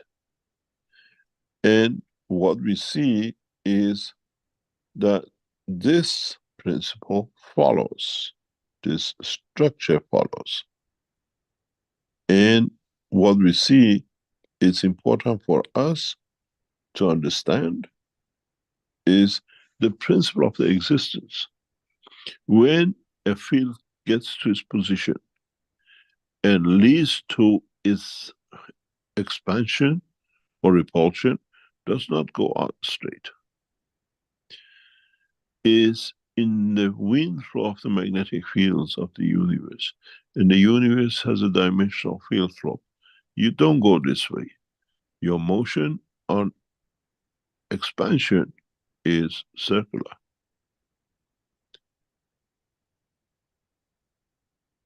And that's why plasmas are always dynamic. Because the external fields which are in motion force this interaction, force this dimensional directional field forces.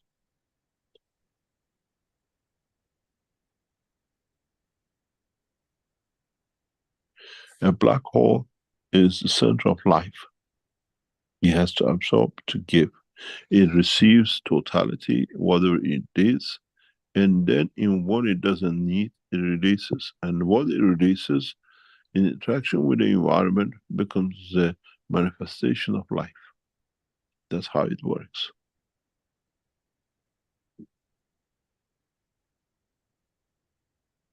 And depending on what field the strength is, there is the creation of a solar system here, another solar system there, a galaxy in the universe, or your eye, or your leg in the body of the man.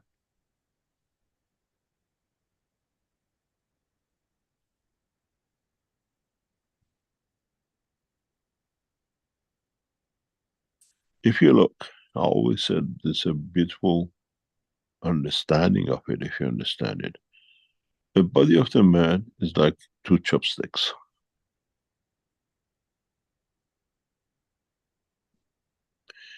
Hinged together.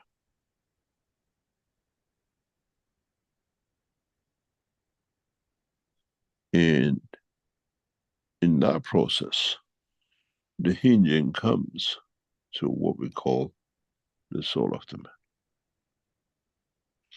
You build this side of the brain with this side of the body. This side of the brain with this side of the body. And the soul, this is why when you expand the soul of the man, you get what we call the physicality of the man.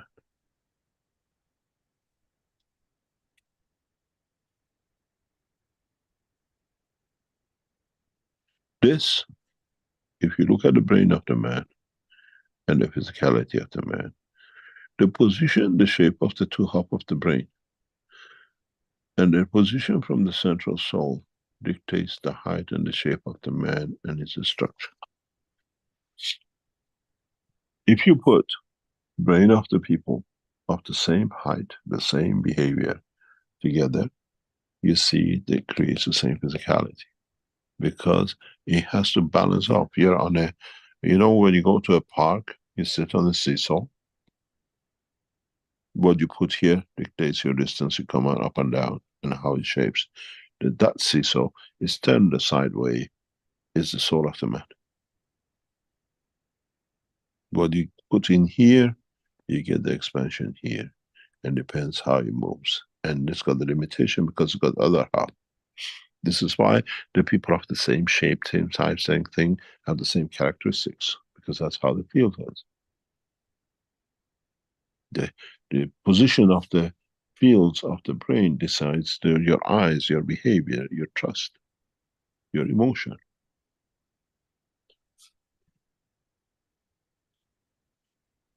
And that all comes down to where this black hole was created, how this black hole in the soul of the man was created.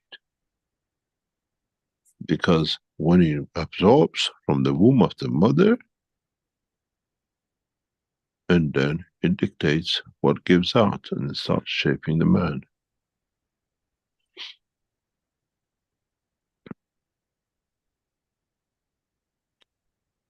Any other question? Thank you very much for that, Mr. Keshe. Quite interesting. Let me see here. Change your screen. Okay.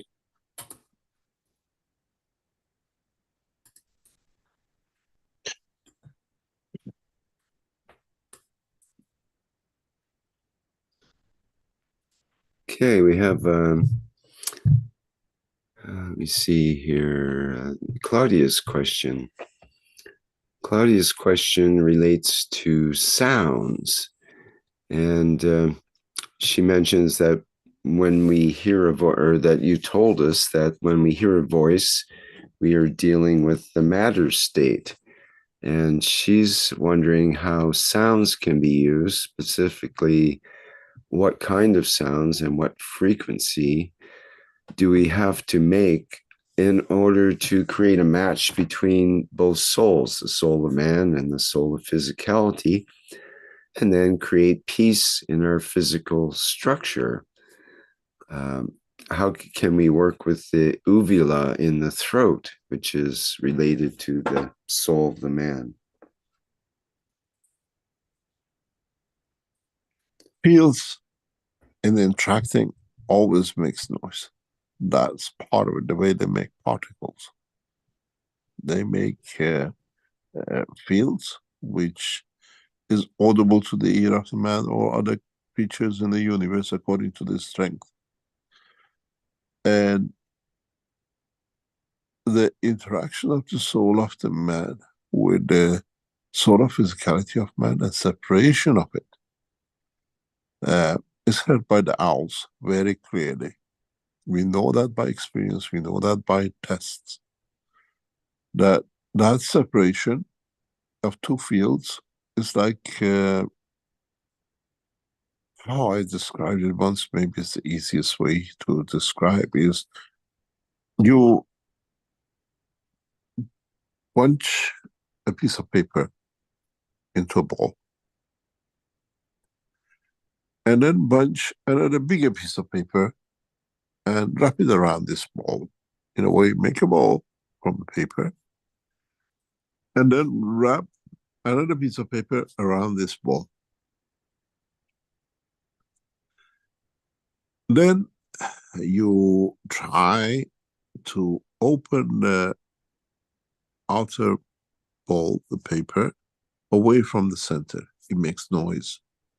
Sometimes it's the noise of the paper itself, sometimes it's the noise with separation of the inner paper ball with the outer paper ball, because it has to let it go and it cracks.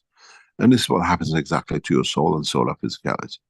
And this separation of the noise is heard by the owls. And it like, it just something, it bothers them and makes them to sing or makes them to make noise. It's like, you know, don't make noise, my ear hurts, and you start shouting because of the noise which is created. That separation field, strength of the soul of the man, magnetic field from the soul of the physicality of the man, is physical. It's literally physical. And if the scientists understand and they build a system the way the fields of an owl hears it through the soul level, that it transfers to the physical, emotional understanding of it, and the scientists put an owl on the observation near a man who is separating the soul of the physicality of the soul, they can monitor it, they will see it. In a way, in the hospitals, now we see the heartbeat stops, but the soul could still be in it. In the future, when the knowledge of the man expands to understand this, You make your monitor, you see the soul is still here. We can save the body. Because the same as a heartbeat gives you that frequency, the soul has that frequency. We don't see it. The soul is still within the body. We can revive it. We can bring it back. And we work on the soul than the heartbeat. We can expand the soul to create the heartbeat.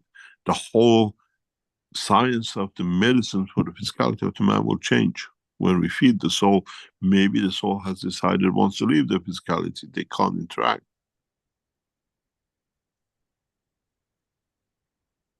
And this is part of why we are living longer.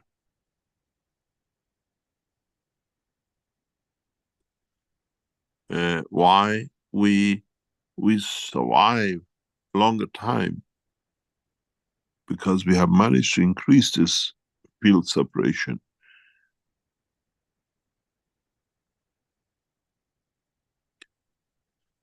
And this is part of it. And if you're aware of this knowledge, you can understand, even in a way, know the point of your departure. At what age you die, at what age your separation will come. Or do you want to expand it? Once the world of science, and it's very easy to do, I've said that many times, but scientists don't understand. One day somebody will do it. You have to find a match to find the separation. We can do it scientifically and find it, or get an owl, put it there and see how it reacts in the soul. Why it starts singing, at what frequency, whatever, as the soul of the physicality is separated from the soul of the man, and it makes that opening of the paper. And he hears it. It's like the whistle of the dog. When we do a dog whistle, we don't hear it, but the dog does. It's more or less the same. But this time, the noise is not heard by the ear of the owl. It's heard by the soul of the owl, which converts into the emotion of the physicality, and it makes it to sing. Because if you would have heard him in the ear directly, it would have flown away. It's like a shotgun that fly away. And in one of the teachings years ago, I explained this with our next door neighbor. And if you live in an area where the owls live, not in the cities, but in the outskirts, you always know if somebody has died, if you're wise to it.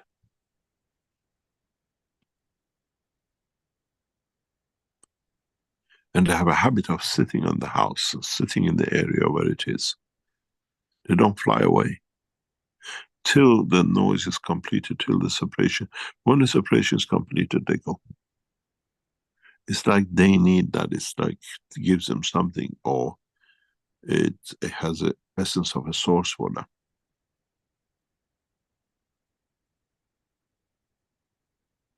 Years ago, when we used to live in Belgium, our neighbor passed away about 1, 2 o'clock in the morning.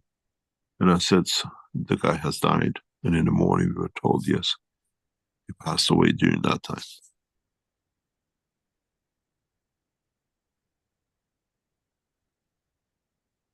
It's not that everything has to say goodbye. We are unwrapping, we're going, and you put it that way.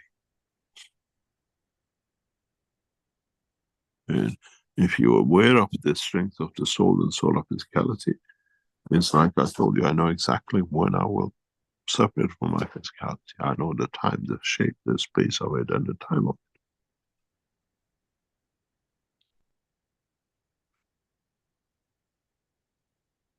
Because we understand the work of the physical life.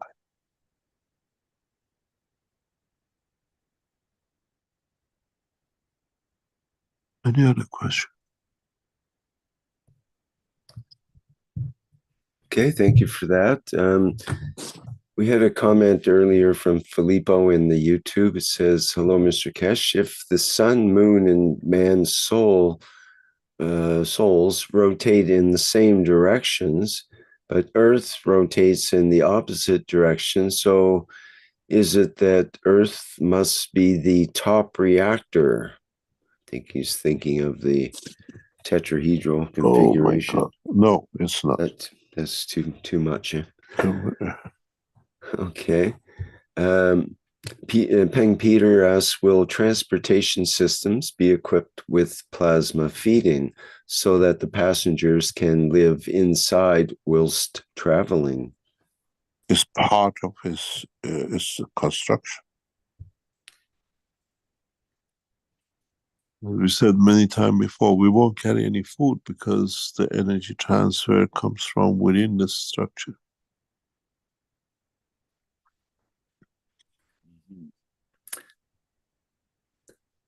I'd like to show the video of an agricultural video from Gianni that we looked at in the testimonials meeting. Would that be okay now? Yeah, go ahead. Explain where it is, what it is before you show. Can you give us a background to it? As far as I remember, and someone could correct me if I'm wrong, I believe this is in Romania, and Gianni is in contact with actually a number of farmers in that area.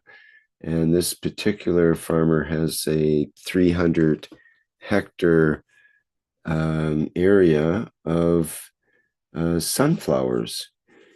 And they've had quite a drought situation in Romania. I think Gianni said 2.5 months without rain. But they did use GANs to start GANs water to soak the seeds, a special brew of GANs water to soak the seeds when they were started. And they applied GANs water once to the crop. So this is what we get from it. And Johnny will explain some of that with John Wells doing a translation. So we can have a look at that. And then we will see what happened to the neighbor's crop that used chemical fertilizers, attempted, I should say, to use chemical fertilizers on the same crop, same type of crop. Okay, here we go.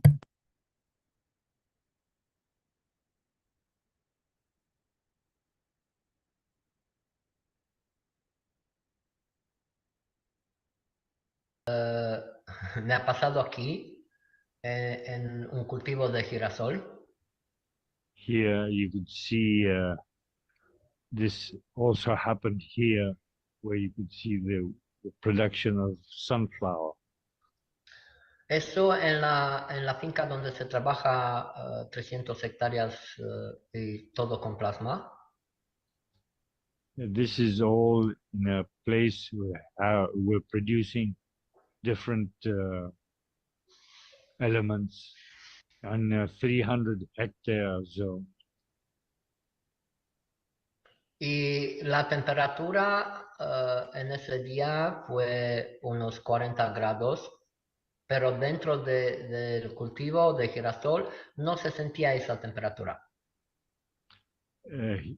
What we're showing here is a day where we had 40 degrees centigrade temperature, and here in between the plants, walking through the sunflower production, you didn't feel that hot impression. Y se puede ver el color verde vivo y eso vamos en adelante como parece la otra. And you could appreciate the way the plants are in a very happy mode with a green color. Sí, aquí cuando hemos pasado, el sentimiento que hemos vivido fue de felicidad. And the feeling you receive when you walk through the sunflower fields is happiness. Como has visto, la flor de girasol son grandes, muy grandes. As you can see, the sunflowers are enormous, beautiful and big sunflowers. Sí, y lo que eso fueron sembradas al principio de junio. These were the seeds were planted in first days of June. Eso significa que en 3 meses ya se han hecho así. So what you're appreciating here is they're only 3 months old. Y lo que es maravilloso es que las hierbas no han salido para, como parece a los que utilizan los químicos, lo que llaman hierba mala no han salido aquí. And what you can see here is you don't have any external weeds or bad plants which would affect the sunflower. The ganses keep a sort of a very interesting, good feeling for the sunflowers and won't let the other strange plants grow here. Lo que hemos hecho aquí, lo que ha hecho Laurencio y Mijaela, rociando la tierra con plasma CO2 ZNO-CH3. What Lawrence here has done is spraying all the place with the zinc waters, the plasma waters, continually. Después plasmatizar las semillas de girasol. And also spraying the different sunflowers with the plasma water.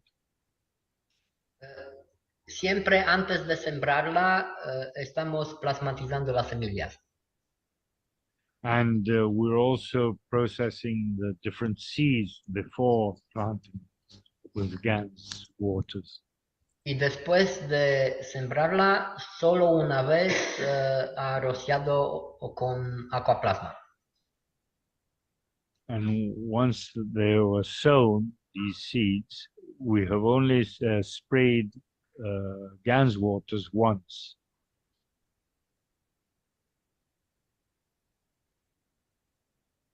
Ahora podéis ver cómo va un campo de girasol donde se trabaja con químicos. And here you can appreciate where we went to a place where they use chemicals to help the production of sunflowers, and it's completely different. Lo que percibí aquí fue muy tristeza, así que tuve que irme deprisa. When Mucha I went tristeza to y see this sufrimiento. place, it was sort of so distressed I had to leave the place immediately. La tierra aquí está muy seca The earth here is very dry and dead. y la diferencia ya se puede ver. Las imágenes hablan por sí mismas. You can appreciate the big difference. The images, the correct feeling.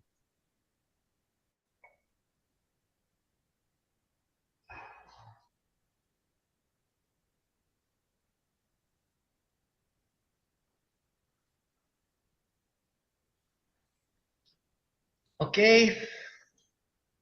Aquí, Gianni, yo puedo agregar que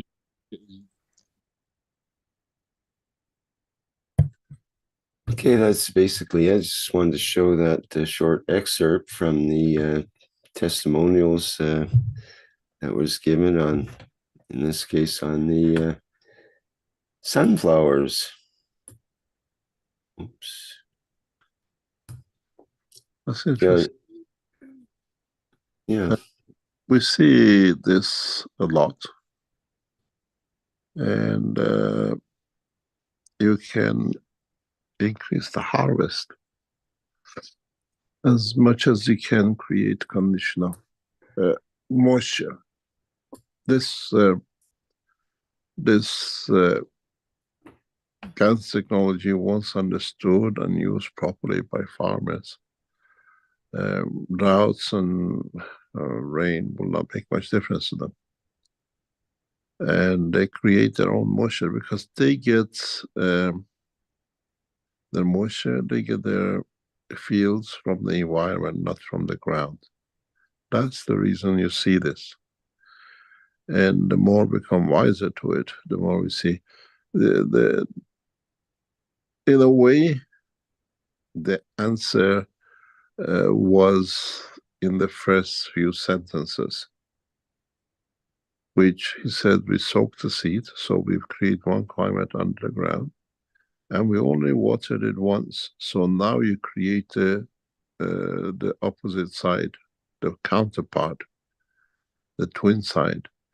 And these two, with the seed on the ground and the first, what do you call it, water, the first GANS water, you have created the separation of the fields.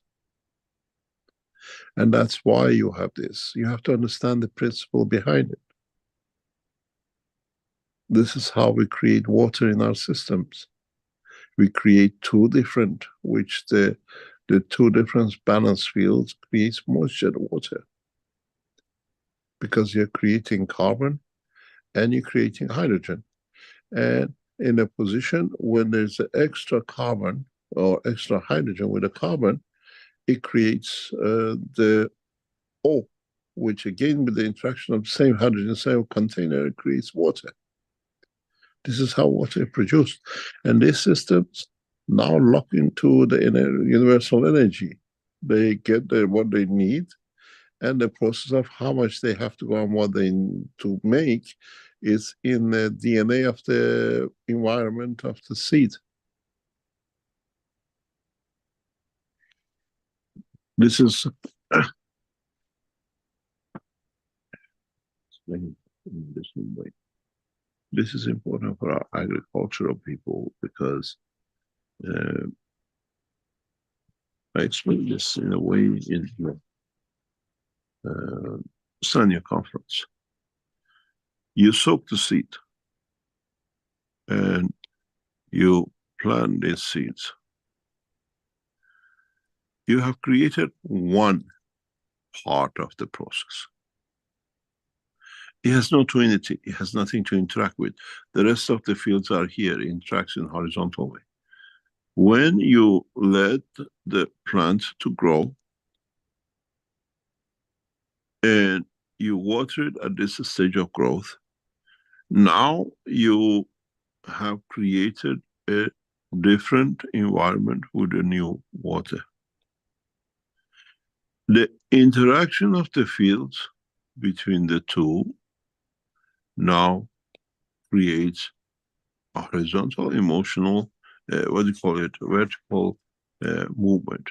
And this with itself interacts fields and energies from the space. The moisture is in there. Now you create it here. So the system becomes self-sustaining. The taller this grows, the more environmental moisture. But the DNA inside the seed, original seed, dictates this is the point, now you flower.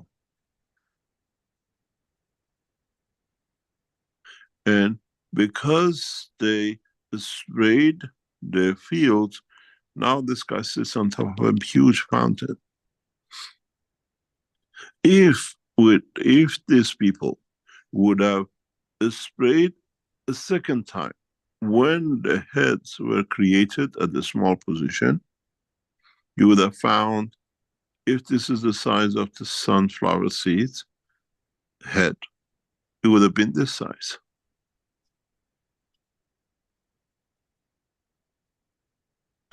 But then the body has to support it.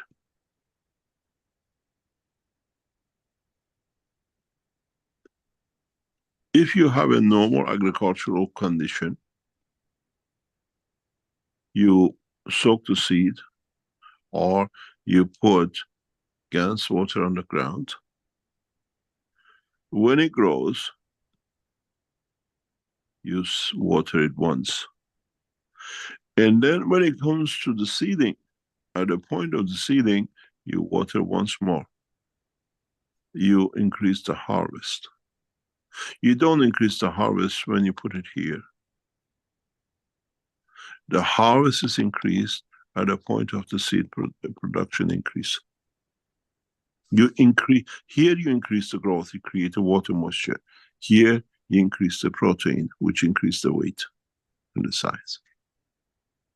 You don't need to keep on watering it all the time.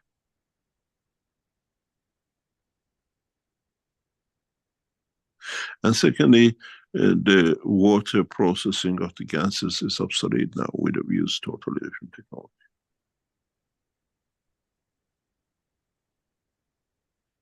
It's nice to see. It's fantastic. It proves the concept, and especially in such a huge land, as many of you know, Western Europe, Eastern Europe especially, were hit with a very high temperatures this year. Drought and high temperatures are common ground.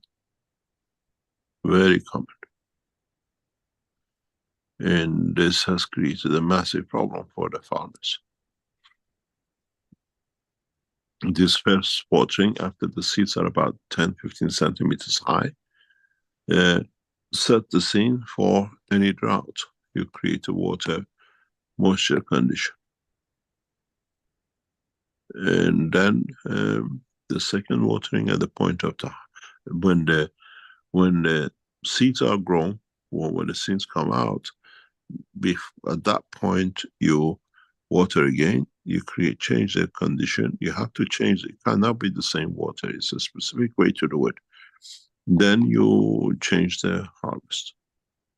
If you have a fertile land, there is enough rain, you don't need to do this first rainwater. You just do once at the point of when the crown seeds are set. You double, you triple the harvest. We've shown that in China. And watering now, when you have hectares, is too cumbersome, too expensive. Now the new technology we developed doesn't need this. But it's good, it's nice to see the proof of concept. And it helps. You can see the farmer next door, and this farmer is alive and, what do you call it, bankruptcy for farmers.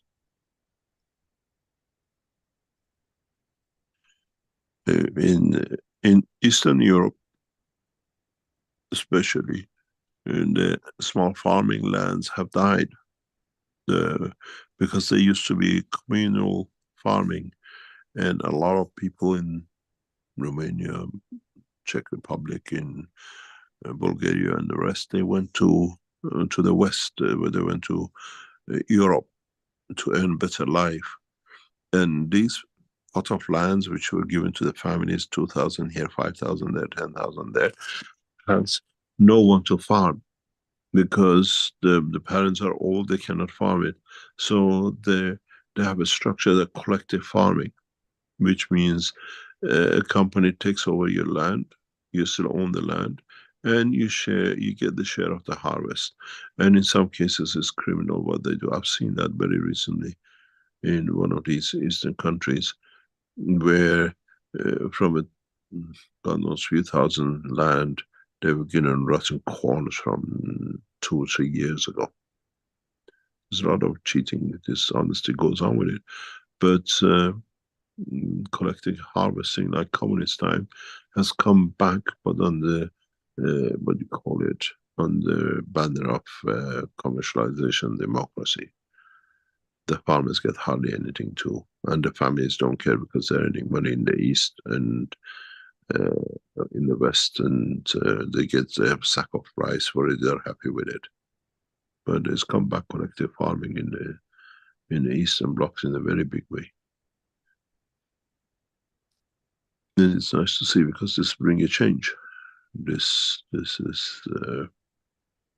can protect. Nobody knows at the beginning of the summer, especially farmers now that they have more knowledge, how the weather, how bad, how dry it's going to be. And if you do this first watering, you buy yourself an insurance policy. But the new technology, you literally don't need to sow the seed.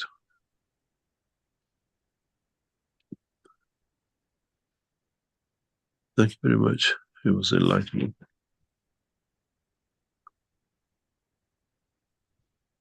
Good, thank you, Mr. Keshe. Would you like, let me stop sharing and you can take. Okay.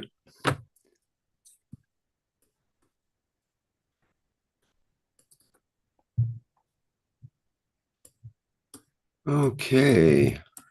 Are you still up for a few more questions here? Yep. One or Okay, two, good. I may call it a day.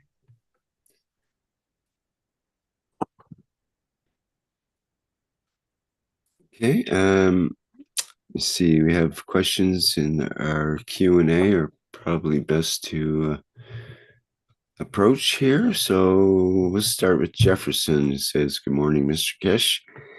My name is Jefferson Modesto. I'm from Brazil.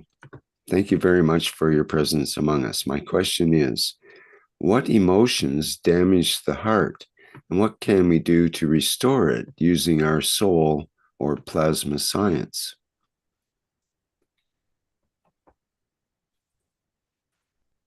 Our heart main damage nowadays comes through our physicality and what we consume. Our heart emotion with what we call a heart attack comes what we call stress. Usually comes from attachments and unwanted detachments. And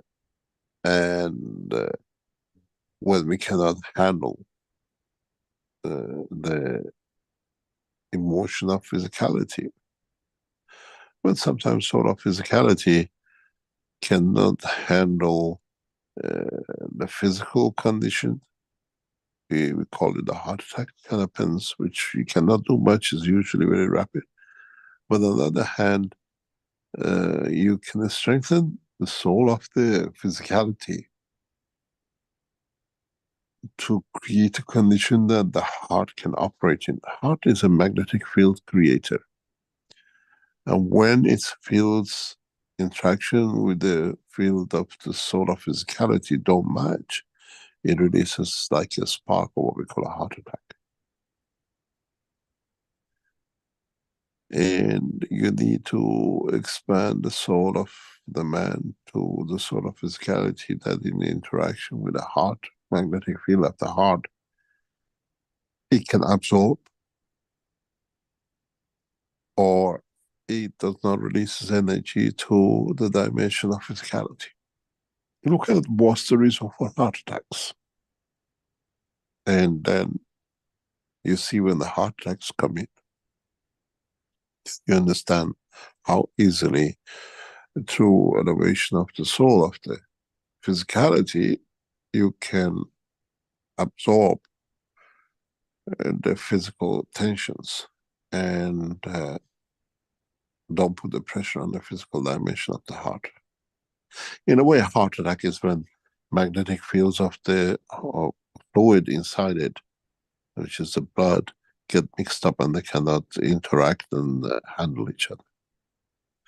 And they interact with the soul of physicality, and they have to release that energy, which in a way, energy state conversion to the matter states cannot hold and stop the system, and you get what you call a heart attack.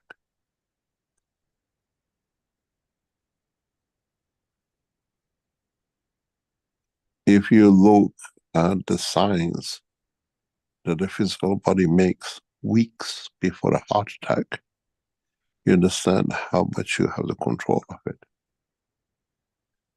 Body makes specific specific physical manifestation of the heart attack up to 6 weeks before a heart attack.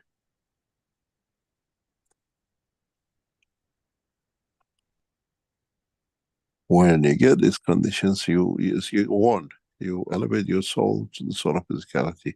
You change the dimension of the emotion. And you don't listen to it, you're going to hit it. Very few heart attacks come in the last minute before the heart attack. Shock is one of them. But 90% of the heart attack show their manifestation weeks before. Scientists sometimes talk about 3 months prior. But 6 weeks before we see the stronger sign. 2 weeks before the heart attack, you still have a chance to change it.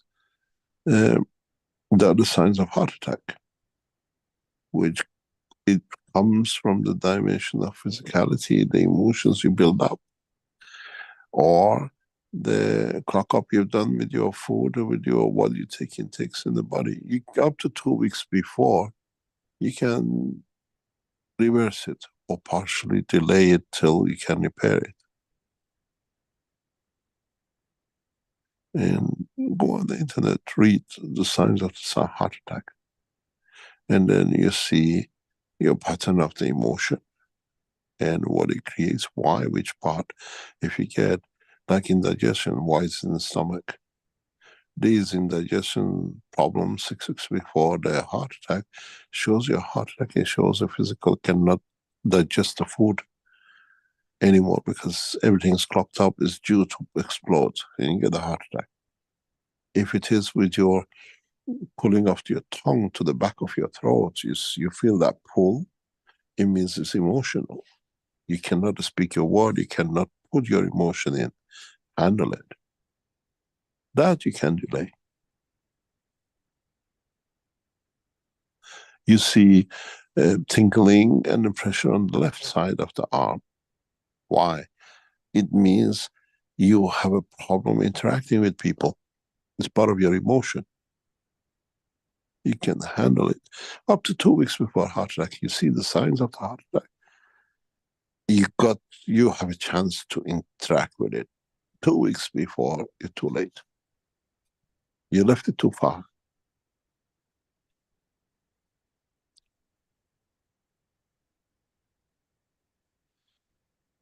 When you have a brain stroke or a heart attack, and try to spell your name and see how you spell it verbally.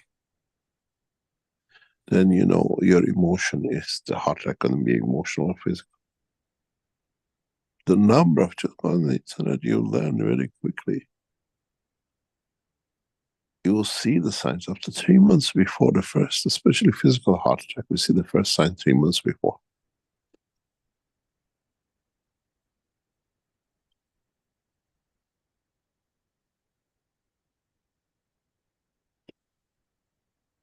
And then you handle the emotion increase. You elevate the soul of physicality. You find out what is the reason emotionally brings you to this point, and you increase your level of understanding. You don't get trapped into it.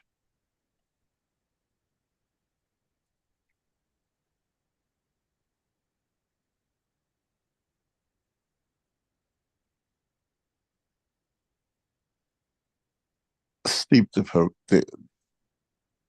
lack of a sleep, when you start losing your sleep, up to 4 hours, you wake up for no reason. These are the first signs of heart attack and partially the brain hemorrhage. And your sleep pattern changes out of nowhere 3 months before.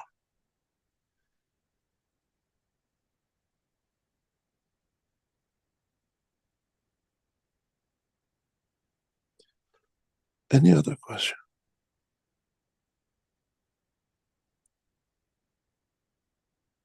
Yes, from Ed. When do you think the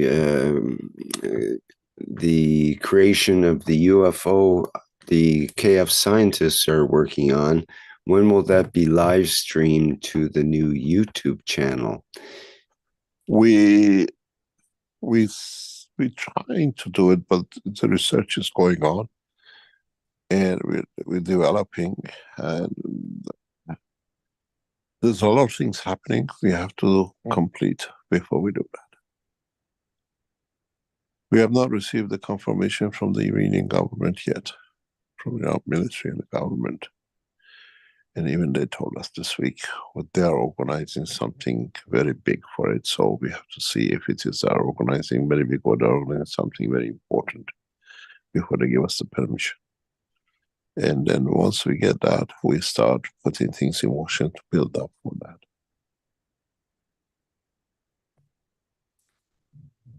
Okay. A similar question from Antonio about the fields created to shape a UFO. Is it easy to walk through the external boundary? No. Or no, is there It's a dynamic. resistance? It's dynamic. Oh, initially, yes. Initial stages, yes, but not in the final. So would you feel resistance, or would you feel your hand being dissolved? It would depend, I suppose, on the particular fields. It all depends. The easiest way is if you learn a transmutation, you can transmute inside to manifest yourself physically inside. It's a different experience. But yes, it's a dynamic field. Antonio mentioned, would you need to create an opposite field in order to walk from the inside to the outer part of the UFO? Not really, no.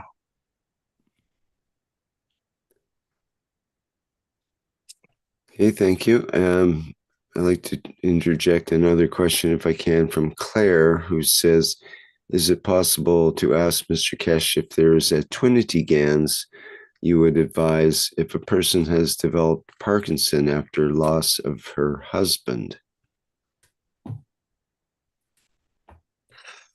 Sign up with Dr. Kern. We're running tests on this. He is at the moment start running tests on this.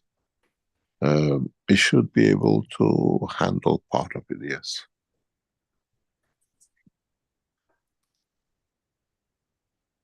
The new development in technology has made the systems you've seen in Germany obsolete.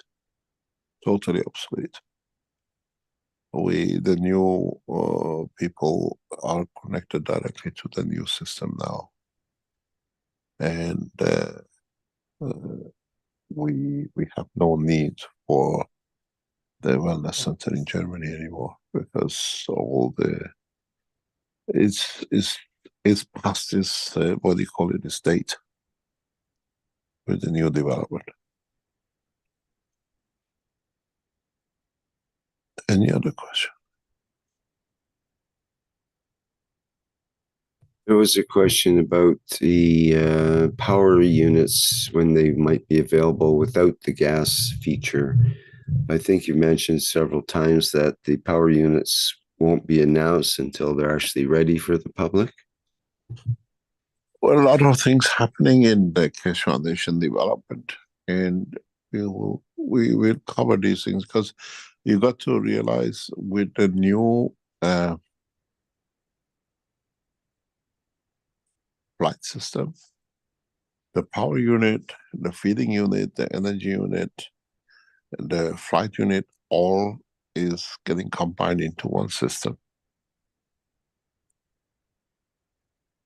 And the system produces its own water and everything else. One of our reports, even past very recent past days, I was reading on that they put 1 drop of water in the system, and a couple of days later, a few days later, there is 80 milliliter of water in the same system. So we learned how to produce water from what we call an interaction of the fields. And this water is a plasmatic water, even it is within the system. that you can connect to anyone who wants to connect it to. You don't need to drink it. You absorb the energy from it. Any other question? Shall we call it the day? I think so. You've done double, triple overtime here today. Thank you. Thank you very much for today. Don't forget, we made an announcement before. Keshe Foundation needs a lot of donation and help. If you can help us, and that we make our situation a study to go through these times. And as I said, pray for us in what we have endeavored to create the world peace through religions in a different way, as we need to bring the soul of these world leaders for what I call next step of development, of expansion of peace. Thank you very much for today, and see you next week. Okay, great. Thank you very much, Mr. Keshe, once again. Number 555 here. Lovely number for a lovely workshop. Thank you very much. Well, thank you everyone for attending today's Thursday, September 12th, Knowledge Seekers Workshop, and we'll be back again next week, of course. And our next public teaching workshop is coming up on Tuesday, September 17th. Other than the Tuesday the 17th should be the One Planet, One Nation, One Race for Justice and World Peace, and that will start at the 4 p.m. Central European time slot. Okay, I think that's it for today. Again, thank you all for attending, and we will go out with our usual flight enhancement spaceship unit music version, and may you all have a good day.